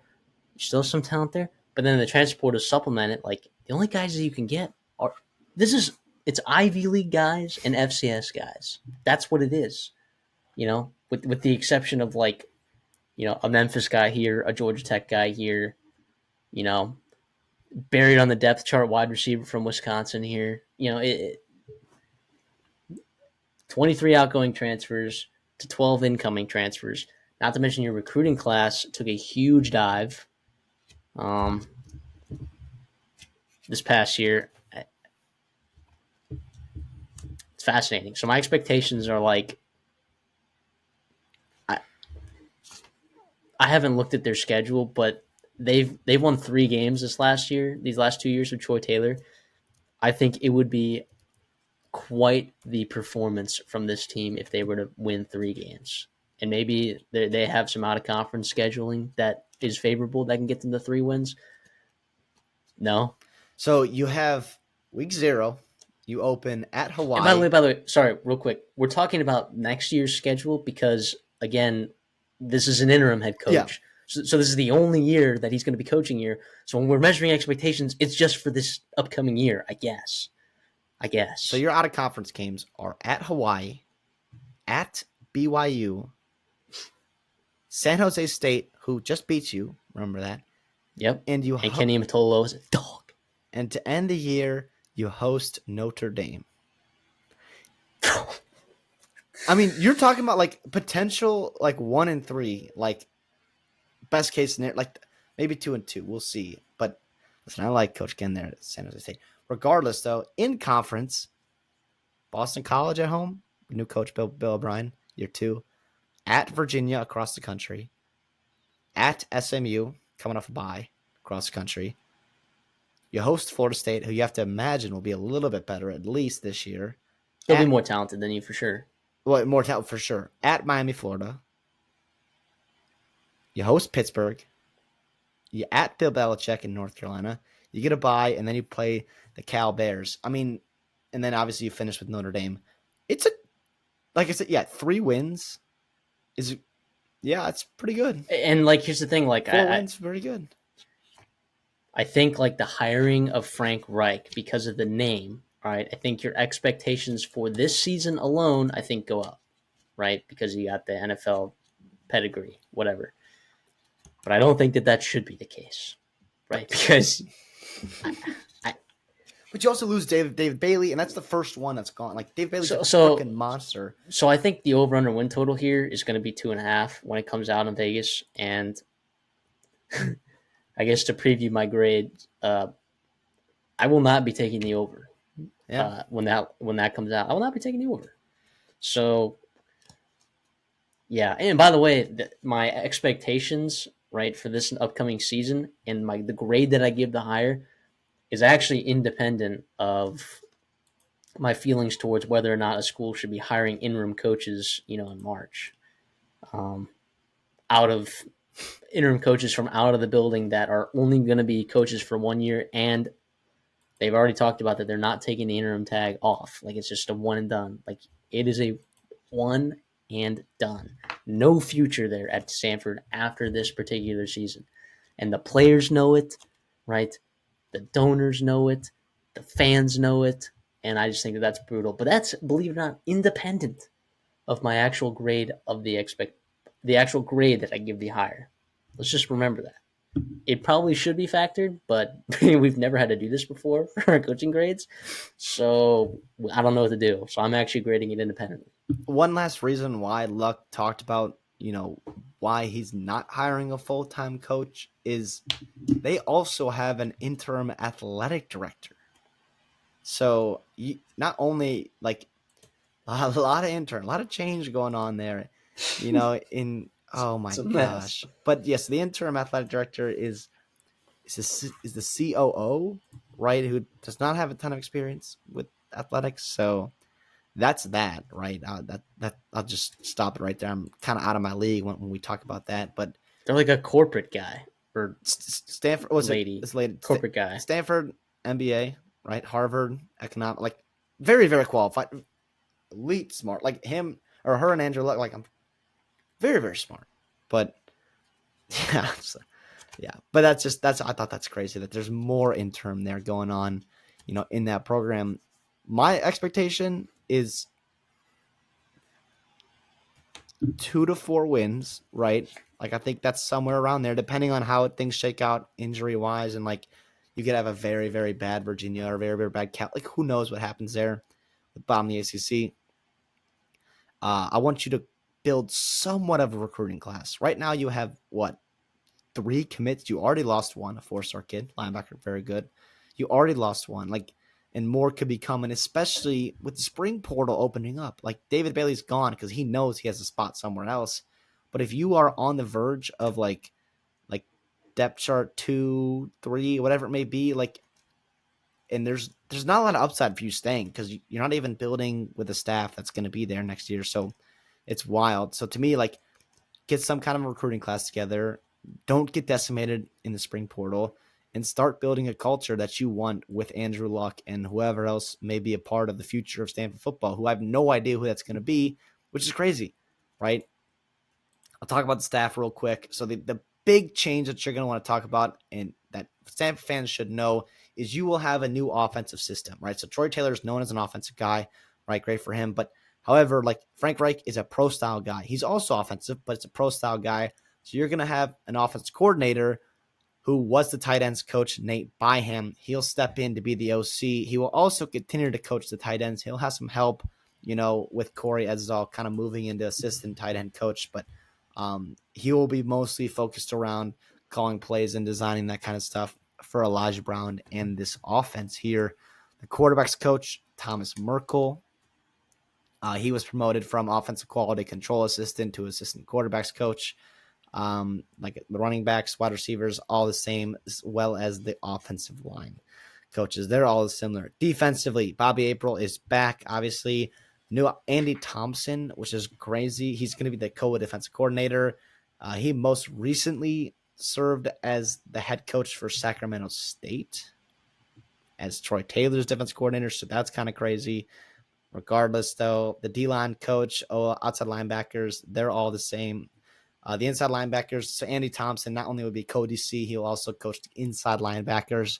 For safeties, you have Cody Whitfield coming in. He was on UCLA staff the past couple of seasons. He was also with Troy Taylor at Sacramento State in 2022. And like I said, there is no special teams coordinator.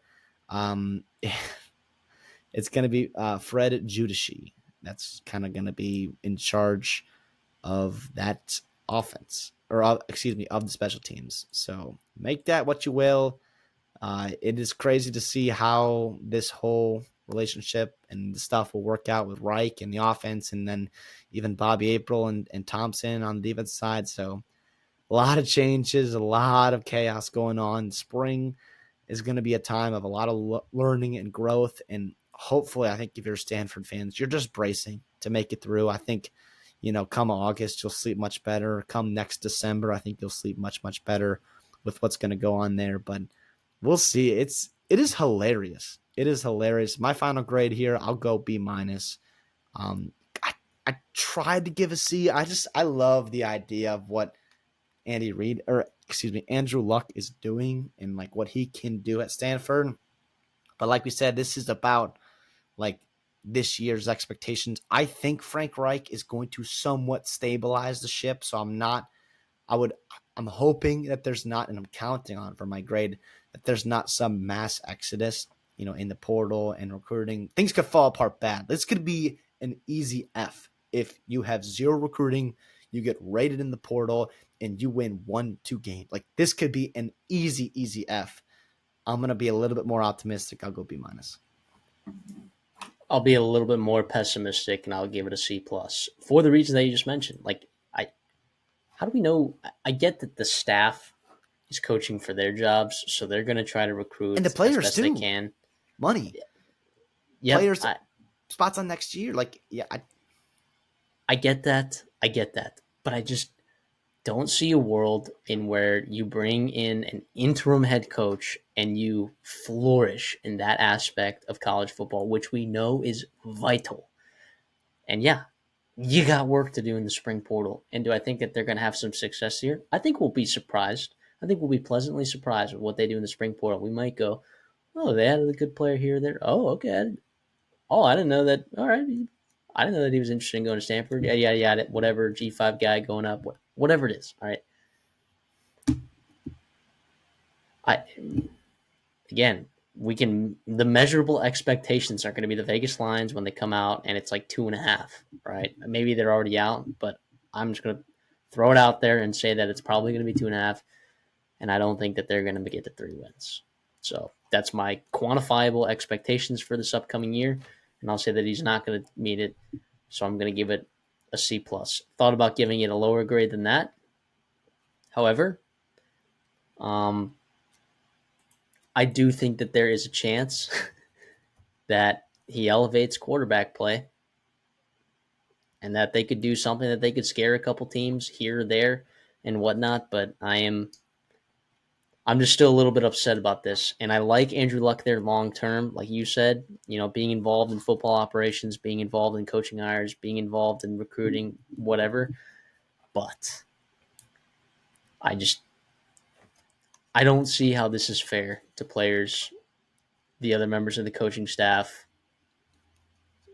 the fans, the donors, and I'm sure that he had long sit down talks with the administration and the boosters.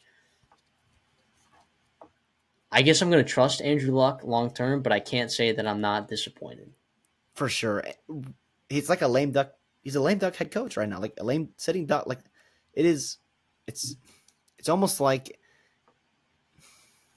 I don't know. I'm thinking of when I think of like coaches that are on the hot seat that you just know are going to get fired at the end of the season. Like I think back to like Neil Brown and Billy Napier, guys that actually like turned it around. So it's kind of crazy, but Although Neil Brown ended up getting fired the next year, but exactly. I see what you mean. I see But what you mean. like Or Kalani Sitake. it's yes, it's a similar sense where you have these coaches that like, how do you recruit? How do you, knowing that there's no future with that? And if shit hits the fan early in the season, especially in your out of conference, which is harder than it looks on paper, I think traveling and playing some pretty darn good coaches, you could start off really bad. How hard are you playing? Like, what's going on and culture wise, trying to build a culture with an interim coach? Lastly, I want to ask you this. Now, I know it's a tough exercise, put you on the spot here, but and it doesn't really matter right now, but this will be a topic, and I think Stanford fans are interested in it.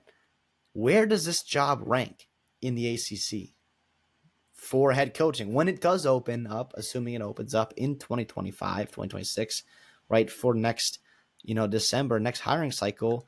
Where would you put that? Sorry, I just saw the actual lines and it opened up at it's on BetMGM. It is 3.5 even for the over. If you I stay mean, this late, I'm not okay. But here's the thing. No, we're gonna Can't wait. bet it now. Have to wait to the spring portal, right? But crazy. But to answer your question, sorry, I was just curious about that. To answer your question, it's bottom half, but there are some tough situations in the ACC that are somewhat comparable to Stanford from a resource perspective, from an academic restrictions perspective, um, It's but not. from a geography perspective, from a history perspective, from Andrew Luck being in your building perspective, it's bottom half, but it's not like I don't think it's bottom quarter. Is that fair to say? I need to see how they distribute their revenue, assuming that the standard True. 15% goes to the football, because you do have Olympic sports that are a big deal at Stanford, right? So like Huge deal. Ledecky, she's Stanford, right? Stanford is the Olympic school. Yeah. So, But yeah, it's but here's the other thing too. Like, and I would, I've heard that brought up a lot, and I brought it up too. I just will say, like, my counter argument to that is, what kind of, like, yes, you need funding for that it already gets, right? But in terms of like paying the players and recruiting players, like, who are you competing with? You know what I mean? So it's just interesting. But regardless, so I'm with you there. It's probably bottom half because, like, I'll say easy better jobs that are easily better. It's Clemson, Miami, Louisville, Florida State, North Carolina, Georgia Tech, SMU, probably Virginia Tech, and probably NC State. I think everyone else, I think you have a legitimate chance for Stanford to be in the conversation as being like if a good or a better job than that, or if not the same with like Syracuse, Boston College, Virginia, Cal, Wake Forest, right? Some of the Pitt, even like to me, it just kind of depends on what goes on the next 12 months. That's going to change my opinion in my ranking. In a new age Mountain West, New Mexico, to propel themselves into a position of long term success. We're talking about a program that has not had a lot of long term success since the Rocky Long days, right? Long term, if you could just stack a couple good hires together, you can put yourself in a really good position to succeed long term, right? You just need to have that winning success, get that winning bug in you, right? Because I think there's NIL there. I think that there's enough talent there in the surrounding states. Geography, it's not the best geography, but like it's enough, and like when you got a lot of teams like Boise State, Colorado State, Fresno State, San Diego State, Utah State, all leaving to go to the Pac-12 in 2026. The door's open. All right. You hired Bronco Mendenhall last year. He was a home run hire, right? So home run, in fact, that he went to go coach at Utah State the following year. All right. Bummer. Oh well. Now you look forward. You have a new AD, right, who gets hired, and he's only got a couple weeks to figure it out, right? And he pulls a guy by the name of Jason Eck from Idaho out of his butt. And guess what? Hand up. I think I like the hire a lot. Oh, see, I think your mic's muted. Hot Damn it, start. bro! Right from the beginning. No, listen.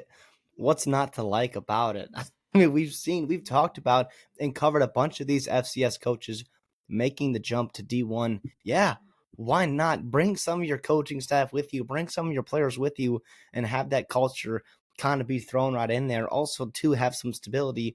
A guy with head coaching experience who's succeeded in places that's maybe harder to succeed in the past too. Plus, coming from Idaho, I mean the dome, right? The Kibby Dome, like what an awesome college venue, and he helped, kind of bring that back, and that's just selfishly why I love that. But yeah, it's fun. I think there's some buzz around the program. Obviously, the basketball program did its thing in the Mountain West with Richard Pitino. He goes and heads out of there, and so is Bronco Mendenhall. And I think there's kind of a void and a gap. It's like if you're a Lobo fan, you're kind of hungry. You've had a taste of success with Mendenhall, like getting to 5-7, right? Winning some big time games, having a very fun offense, and kind of going through that. And obviously, you followed up with your basketball, but now you've got two empty coaches, and I think there's opportunity for Eck to come in here and kind of capitalize on some of that momentum that was being built and that void that's left in Lobo athletics that he can kind of put his stamp on. And also, he talked about too, like the void that is in that geographic region with New Mexico and New Mexico State being the only two, right, FBS schools in that state. And then also there's 0 G5 schools in Arizona right next door too. So like there's a lot of geographic area. Obviously it's not crazy. It's not, West or East Texas. It's not, Metro Georgia, Metro Atlanta, all that kind of stuff. But it is still plenty of talent there that Eck has had success recruiting from New Mexico and also from the Phoenix area, especially in Arizona.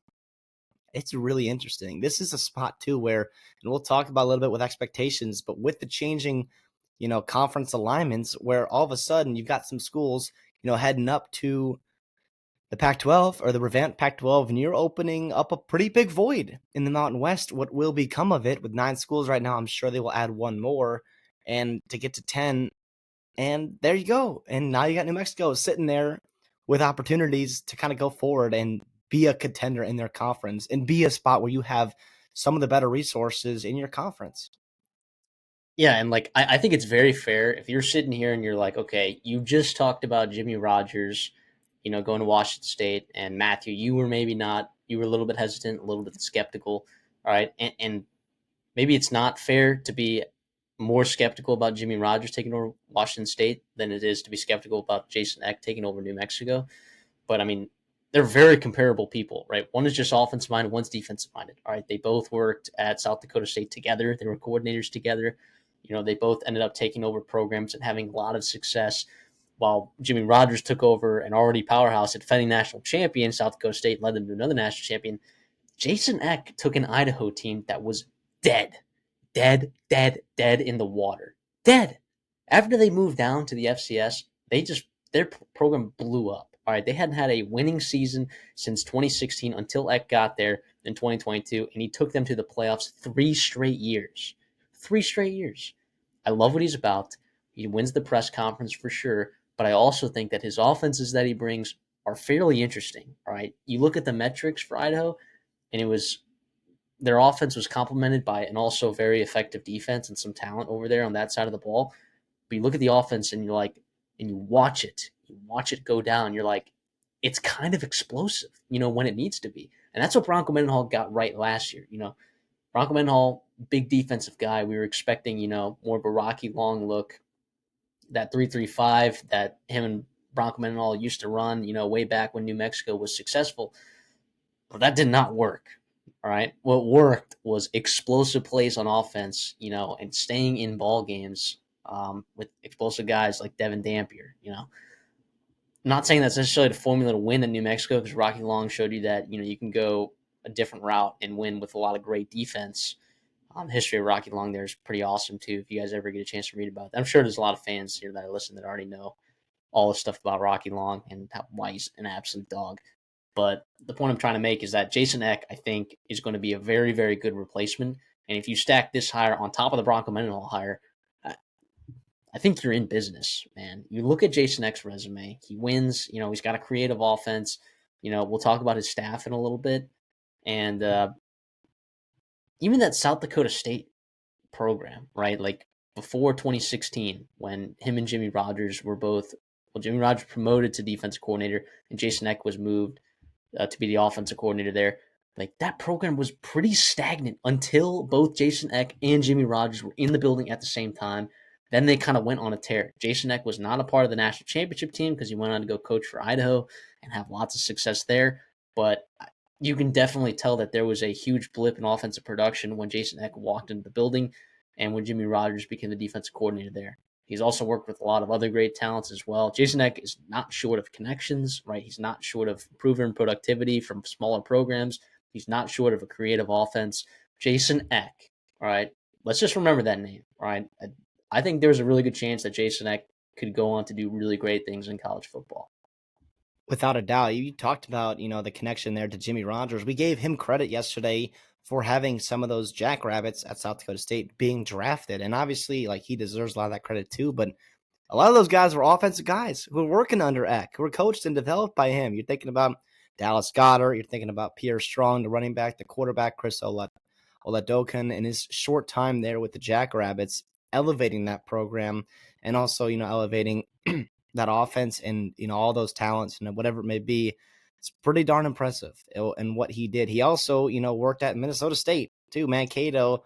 And guess who he worked with? The defensive coordinator he worked with was Jake Dickert, who we just talked about in last episode too, also going to Wake Forest. What a small world this has been. He's worked and been surrounded by a ton of great coaches. It started all the way back in the 90s when he was an offensive lineman. I think it was reserve offensive lineman, but offensive lineman for was Barry Alvarez and Wisconsin, who's a legendary coach there in the Midwest, and especially at Wisconsin. What he did, he got his start there as a GA. Obviously started building some connections. We'll get to some of that with his staff when we talk about that later, but it's pretty fun. I mean, his first head coaching job was Idaho. He gets his feet wet. He builds, a pretty good roster and has success and succeeds there. And it was very, very impressive what he did at Idaho and all that. I know we started getting into Eck. You were the one that was pounding the table and you're like, look into him, see what's going on here. And listen, I'm drinking the Kool-Aid. And Eck's also, I love the energy that's kind of surrounding that program. I'm just kind of getting my feet wet and dipping in the media there and seeing what the fan base is going on there. It sounds like there's good energy. He's a very likable dude. You talked about it too off air, how fun and engaging he is with his press conferences. Also, a new change in Lobo media rights coverage and Lobo football community coverage. It's a lot more open this year than with Bronco Mendenhall. For Mendenhall has the credibility and whatever else to like kind of close it down. Like, hey, let us work. I'm gonna do my thing here, whatever it may be. And obviously, he kind of earned that right with what he did at BYU and Virginia. Here comes Eck, and he's like, no, let's promote our school. Let's drive fundraising. Let's drive NIL. Let's get this media access. We've got a good team here. Let's get it promoted and all these things here. I think the media is finding to really enjoy covering Eck. And honestly, I think they will, especially with the style of offense he plays, as well as, maybe the production and the wins and the bowl games that you haven't been to in a long, long time for New Mexico. It's been what, almost 10, kind of almost 10 years now, almost a decade since those New Mexico bowl games in the mid 2010s. So yeah, it's the second time. Real quick before I let you get into some of your more notes and some of his other resume stuff he's been at, his contract, right? It is a big time investment, not only Yeah. for Eck. I mean, fantastic for him. He talked about how much it means to him. You brought this up too off air, like how emotional he got and like the reality of like being able to make over $1 million when he struggled for a long time. Him and his family talked about where like she or his wife would be grocery shopping and have to call him and be like, hey, like, are we gonna have can I write a check for this or do I have to put it on the credit card? And he's like, you should probably put it on the credit card because we just don't have the funds right now. And amazing for him. He gets a 5-year deal, $1.15 million to start out with it. It increases by about 50K a year. So fantastic for him. In a couple years, it's right now it's just under what Bronco Mendenhall made last year, and that was a huge investment for the New Mexico program. It was the highest paid coach they've ever had. Obviously, Mendenhall deserves that in the accolades and everything else he did there, but this is a big commitment for them. I think what helps too is you get some of that buyout money that Utah State had to pay you, and you can kind of funnel that into Jason Eck. But holy cow, this is a big deal. And I look at the new Mountain West in terms of what it will be in 2026 and beyond. You're talking about Air Force, Hawaii, Nevada, New Mexico, NIU, San Jose State, UNLV as we stand right now. We'll see if that changes. UTEP and Wyoming. So the new ads, right, are NIU and UTEP with a couple of the former Mountain West schools heading to the Pac-12. You look at that there, and it's first of all, a lot smaller names in terms of no Boise State, no Fresno State, no Utah State, no Colorado State, some of the guys that have been the heavy hitters, no San Diego State, some of the heavy hitters in the Mountain West, and also financially too. You look at who's making what. Like if this the Mountain West started today in 2026, like it would be UNLV and what Dan Mullen makes, but we'll see if he stays in. And then it's Jason Eck. You are right at the top of your conference there. That's why I talked about when we talk about expectations right now. I think in year 2025, it will be different than what it is in 2026 and beyond. Agreed. And the thing I also like about Jason Eck too is like one, you gotta play the media game right for NIL. Like the two are pretty dang correlated, right? And getting into that local media and having them like you and then reporting you in a positive light, and you're shining light on that program, like more money will pour in, all right? But that's not the most important thing that I want to bring up regarding NIL and personnel. Jason Eck understands like that personnel is so key to winning football games, right? Like he's not shy about talking about like we need good players to come here. We do. We need players that can play here. We need players that can play here, right? But also play at a lot of other really great schools in the country, right? You need to have 24, 25 guys that can come in and be big impacts, and not only New Mexico but at other schools as well. So I'm like, good.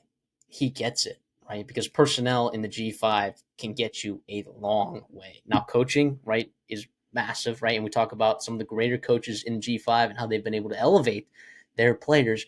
But because in the G5, like, there's a lot more parity in terms of the talent. If you can separate yourself a little bit in that conference from the bottom half of that conference, which right now you're in the bottom half, right? That's just what it is, right? But Albuquerque is a great location, right?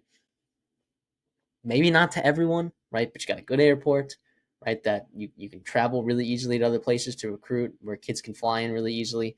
You got the surrounding states that you talked about Arizona. I mean, West Texas, you're going to be able to dip into that a little bit. The state of New Mexico isn't terrible either. You have some good talent there. It's not like Las Cruces, right? Like we're just like actually in the middle of nowhere, So, which neat town, right? But I think you're set up to be in a better position with your geography than the other team in your state. So, and Jason Eck too, like I just love the way he talks, man. Was it accountability, toughness, grit, and urgency? Right? Urgency is a key one, right? Like you don't have a lot of time. You've got a year to figure this thing out right before this new Mountain West comes, and you need to be on top of your game, and you need to be on top of from a resource allocation perspective, from a personnel perspective, from a coaching perspective. You need to have your culture established and ready to go so that you can dominate in that era. Believe me, New Mexico Lobo fans, like you guys can dominate in the future. This new Mountain West, right? And I think Jason Eck has a really good shot at doing it. From an offensive perspective, all right, so they're bringing over Jack Lane, who's the quarterback there over at Idaho. But last year they won 10 games using two different quarterbacks because Jack Lane got hurt for a lot of the season. And then you had to bring in their backup, who, quite frankly, was not that good. Jack Lane was significantly better, and he only played in like six. He only started in 6 games. You know, so he was also the coach that got Dallas Goddard drafted. You talked about South Dakota State, some of those offensive players getting drafted, and he's a big proponent. Like most offensive coaches, when you ask him about his scheme, he's like, well, my scheme is to give the best players the ball. My scheme is to, fit my players that we fit the players that we have into the correct system that best represents their skills and all that stuff. And he's done that in the past. Like a lot of that's like coach speak normally. Like, oh yeah, we fit our offense to fit our players. That doesn't always happen, right? But you can see it with Jason Eck that that's what happens. And then from a defensive perspective, we'll get in the staff. Like Idaho had some good defenses, and you have some continuity on that staff there as well. I mean, they held Oregon to 400 yards of offense, which sounds like a lot, but 1 of 3 on fourth down, and Oregon had to have Dylan Gabriel had to throw the ball 49 times in that game to win, right? Not to mention Idaho scored on 2 awesome trick plays, in that game. So it's like just the creativity of Eck and the willingness to lay it all on the line, him game in and game out. And I think players are excited about playing in that offense and having the possibilities, uh, a lot of power, a lot of trap, a lot of motion, a lot of vertical threats. Like they push the ball down the field, and Jack Lane will be able to do that too when he gets there. So it'll be about bringing in that personnel, see what they can do this year. The schedule for this upcoming season, you have some possible wins on there. You do. And I think getting those wins is going to be a very important step in terms of turning this whole thing around for New Mexico. So I'm just a big fan, man. I'm just a big fan.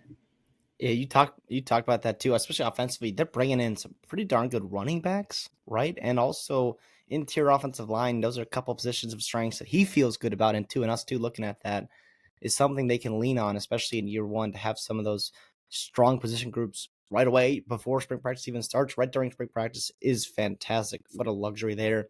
He talked about the importance of galvanizing this community, in New Mexico, in Albuquerque. Albuquerque, you talked about it's a big town. It's a city. It's a big city. It's almost 1 million in the metro area. There's a lot of people, I think, that are ready to start following a sports school there's no there's no professional sports team in New Mexico, right? So like you have an opportunity to avoid there potentially that you can build that. You saw how much the pit, right? The basketball stadium, how much that got engaged and rallied behind a good product. Eck knows that. You put something good together, they will come watch it, the Lobo fans. And that's obviously big time for recruiting, for resource allocation, and like, revenue. Just driving that in is something that's phenomenal and important now more than ever in college football. It's not just about like, your scheme and your X's and O's and whatever it may be, and ability to teach players. While those are all important, there's a lot that goes into being a head coach. I think Eck understands that, and something that has impressed us is his humility with that and understanding that, like, yeah, this is all that needs to go down. And two is also awareness to be able to make that happen in his early tenure so far. If I can, I'll get into the offense or the coaching staff here. Similar to, Washington State and whatever else, you're going to have a lot of guys follow him over from Idaho, which I think is fantastic. Shows a lot of continuity there, and also like the reality that he wanted some guys to bring over. The offense coordinator is also going to be coaching quarterbacks is Luke Schlesner. I'm sorry if I botched that there. He was the same position, coach quarterbacks and offense coordinator at Idaho. He coached with Eck at South Dakota State as well before that, coaching tight ends there. So he specifically worked with Dallas Goedert and all that stuff. Before that, he coached at North Dakota when he was OC wide receivers coach. When he was wide receivers coach, he coached Kenny Galladay there. And then all the way back to Minnesota State Mankato, which is where, you know, X started, in one of his earlier jobs, but the different overlap there. But he coached Adam Thielen there as wide receiver coach. So like he has worked with some of the best alumni that has come out of these very small schools. Fantastic stuff there. And obviously Eck will have his hand involved in a lot of the offense as well. So no surprises there. The O-line coach will be Cody Booth. He played offensive line at Temple. He also played in the NFL with the Bears, the Jaguars, and the Washington Commanders. He comes over from Idaho with Eck. Right, so there's that continuity there between the O-line coach, offensive coordinator, and the head coach. Tight end coach, he played at Miami, was most recently at Ball State coaching tight ends, and also the OC there was a head coach, so he's got head coach experience at Western Illinois before that. The running backs coach is John Johnson. He was the running backs coach at Sam Houston State. He overlapped with Eck and Schlesner as their running back coach back at South Dakota State. And then the wide receiver coach is Clint Lockett. He was wide receiver coach at UC Davis this past season, has also been at Oregon and Washington and San Diego State. It's kind of been all around. He was a DB coach at St. John Bosco in California. That's big time. He played wide receiver at San Diego State and also played the NFL with the Bengals and the Commanders. So overall, pretty good offensive staff, right? I mean, kind of what you want and whatever it may be. Obviously, Eck will have a lot of influence and, power and whatever it may be in that offense and in that staff. So you expect it to be a good one. People want to play for him. People want to play and coach for him. So obviously, so far so good. Yeah, and look, Walter White taught us how important it is to have chemistry in New Mexico, and I think that's what you're going to have here on the offense side of the ball. Yeah, absolutely. Moving the defense side of the ball, you're going to run more of a 4-2-5. He kind of talked about more so when you have that one high safety look. You're going to emphasis is around stopping the run there with that one high look. So the defense coordinator will be Spence Nowinski. So he was the defense coordinator at Ohio a couple years ago. He helped turn around that program with Tim Albin. Tim Albin actually, when he was talking to Eck, he credits, Nowinski as a guy that saved his job when he was there and they were struggling, at Ohio, and he comes in and, boom, boom, boom, kind of takes over for him. So that's kind of good stuff there. He was also a GA with Eck at Wisconsin back in the 90s, 1999, 2001, under Barry Alvarez there, right? He was also, this past season, was the co-defensive coordinator at Memphis. So obviously not great production there, but other spots he has done good. Defensive backs coach is Stanley Franks. Was the cornerbacks coach at Idaho the past 3 seasons. He was quality control for defense, with Jake Dickert back at Washington State. So there's that kind of connection between Dickert and, Eck, who they were back at Minnesota State Mankato. The defensive lines coach is Hebron Loney Fangupo, right? So he was the defensive line coach at Idaho. Defensive analyst at Texas Southern before that. He also played at USC and at BYU, so has college football experience. He also played 4 years in the NFL. Safeties coach is Clay Bignell. He was the defense coordinator at Southern Miss and Eastern Illinois before coming to New Mexico. He spent time at Vandy, Notre Dame, and Northwestern, and he played at Montana State. a while ago. And lastly, the special teams coordinator is Daniel DePrado. He's also going to be the associate head coach. He was the special teams coordinator and the associate head coach back at Texas State this past season. So familiarity and comfortability with the two roles he's going to be being in the 2025 season. Look, we don't know how this is going to work out, right? Some of the continuity works. It's not as much continuity as you see with Jimmy Rogers over there with Washington State, or Bronco Mendenhall bringing his staff to Utah State, right? But we'll see how it plays out. It's impossible to know because half these guys could be gone next year, moving on to other places. Coaching turnovers, tough, but it is important, I think, that we wait, for some of these coaching hires to see how the staff is filled out, to see, how these guys are going to be building out their teams. So we'll see. Now, it's tough having. It's either tough or a good thing at New Mexico when you have three coaches in 3 years, right? And because you're paying him a lot more, right? Well, one you've fired, right, Danny Gonzalez. Then the second coach you hired, ended up getting hired to another job because he was spectacular. And then now you're looking over at Jason Eck coming in. So your third coach in 3 years. I guess what's the expectation for him, right? Because we're going to grade him, right? We'll give you our grades. An A, right? Obviously, we talk about this. If you guys hear us talk about this all the time, then sorry. Or if you haven't, then go watch our other videos. But the way we do our grading, it's A, B, or C, right? It's A is he's going to exceed expectations, B is he'll meet expectations, and C is he will not meet expectations, more than likely, in our opinions, right? Which are obviously professional opinions. My expectation is actually pretty high for New Mexico. Uh, but I think the expectation for the program, for the athletic department and fans right now, is to win 4 or 5 games. A season, which may not be doable in the first year. Maybe, who knows? Bronco Mendenhall did a great job getting guys in there and finding ways to win games. And your schedule, in fact, is a little bit favorable. You have some wins on there, but I think 4 to 5 wins every year. Like if you make a bowl game at New Mexico, like that's a big deal. Like that's exceeding expectations. Now, that doesn't mean we won't be able to recalibrate expectations a couple of years from now when the Mountain West is restructured and whatnot. So I'd say right now, from 2025, for this upcoming season, I think you can expect 3 to 4 wins, right? That's a good expectation. And then after that, I think you can start having conversations about like, man, is the expectation that we're going to win 5 games, maybe make a bowl game? I think that's fair to start having those kind of expectations for Jason Eck in the years 2026 and beyond. So for that reason, I I get this hire B plus. I think this is a great hire. I think this was one of the better ones that you were going to get for this program and in the position that they're at. I find it amazing that they're able to invest, that much money in a college football coach. You just don't see that a lot, from the G5 level. A lot of coaches getting over $1 million. I know, in the news, if you're not a New Mexico fan or a G5 fan of a school, I think not a lot of people understand. They see the money that's being thrown around in college football, and they don't understand that that money is for only a couple different schools.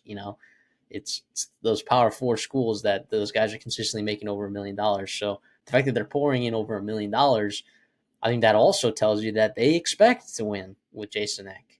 So I think my expectations are pretty high, but I think there's a better chance that he exceeds expectations than he doesn't meet expectations.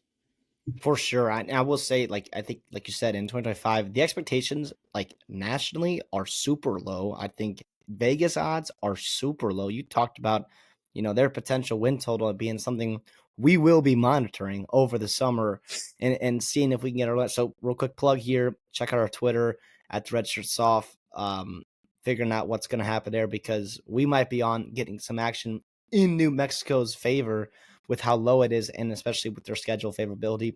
Plus, we think that they're bringing in some good talent and like, yes, you have a lot of places and faces to kind of, change and like get adapted to. I get that. But yeah, my expectation for New Mexico is 3 wins, 3 to 5 wins, 3 to 4 wins. I think in this season in the Mountain West as it is right now, as you move into the new Mountain West, I am like bowl game or bust in that point. And maybe it's just my, a little bias coming in here because I do think Eck will have this program in a better spot in 12 months from now than it is right now. So I think your expectations could change just a little bit in terms of, yeah, it's in a better spot and it's continuing to grow and build off some momentum and honestly springboard you into a spot where you are a contender in the Mountain West. And I think too, also we get caught up on wins, and which fair, like very fair if you're a fan, like that's the important thing. But like in the G5 level, especially at New Mexico, like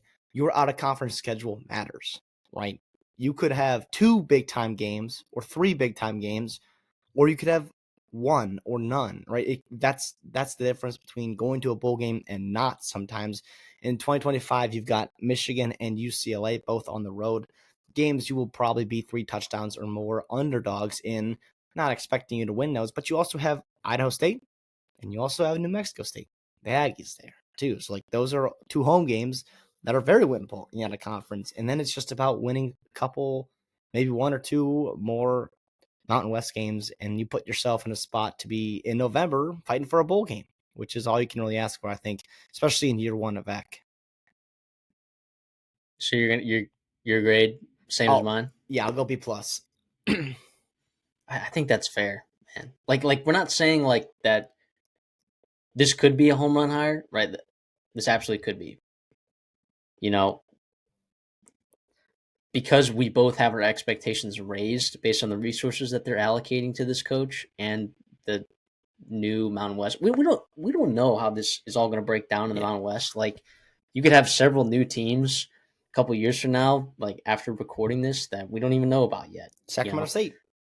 yeah, who knows? So we don't know what that landscape is going to look like exactly. So maybe it's not fair to raise our expectations, based on that. But because of that, we're not going to give it an A. But I think a B plus is fair. Like, yeah, he's probably going to exceed people's expectations, which I think is awesome. And I will be, yeah, 1.5 was what it opened at like BetMGM or something.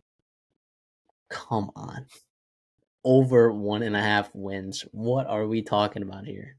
Well, the other thing too is, and I say this and it sucks, but I'm sorry, New Mexico fans. Like this, and I know neither of these 2 options are very appealing to New Mexico fans. I would be a lot more surprised if he gets fired as opposed to hired away for more money at a different job and maybe a Power 4 conference. To me, he seems a guy that's just going to work here with a good enough floor with what he did at Idaho, and also too with upside. Like I would not be surprised if in 3 years you're telling me that they're winning 8 games.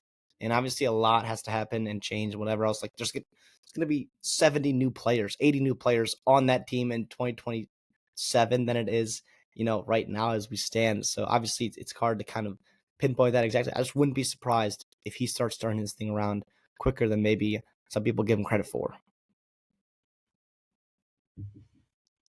Thank you guys for tuning in for this episode of the Redshirt Sophomore Coaching Carousels 2025. If you like this kind of content, look, we got a whole playlist of every single offseason head coaching hire, right? Our grades, our breakdowns, informative, right? They're, also subjective, a little bit, but you'll get to hear our opinions and get to formulate your own. You know, if you're a New Mexico fan, we'd love for you to subscribe to us. We love talking about New Mexico. We were the guys that were all over the Bronco Mendenhall hired last year, and we like Jason Eck again.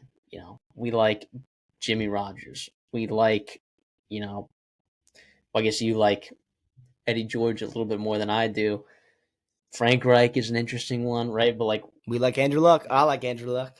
we we've gotten to talk about these coaches and more this past offseason. So make sure you guys are checking out those videos, like the content, like the video. Simple rule that you guys can follow pretty easily over here, and then make sure you subscribe. Stay tuned for a little bit more. And as the season gets closer, I think you guys are going to appreciate our preseason uh, previews of teams because we do a really good job with that. And then also we'll be covering the football season as it goes on. But right now, just stay tuned for the content we got coming out these next couple of weeks. And we love you guys' support. CD, anything for us on the way out?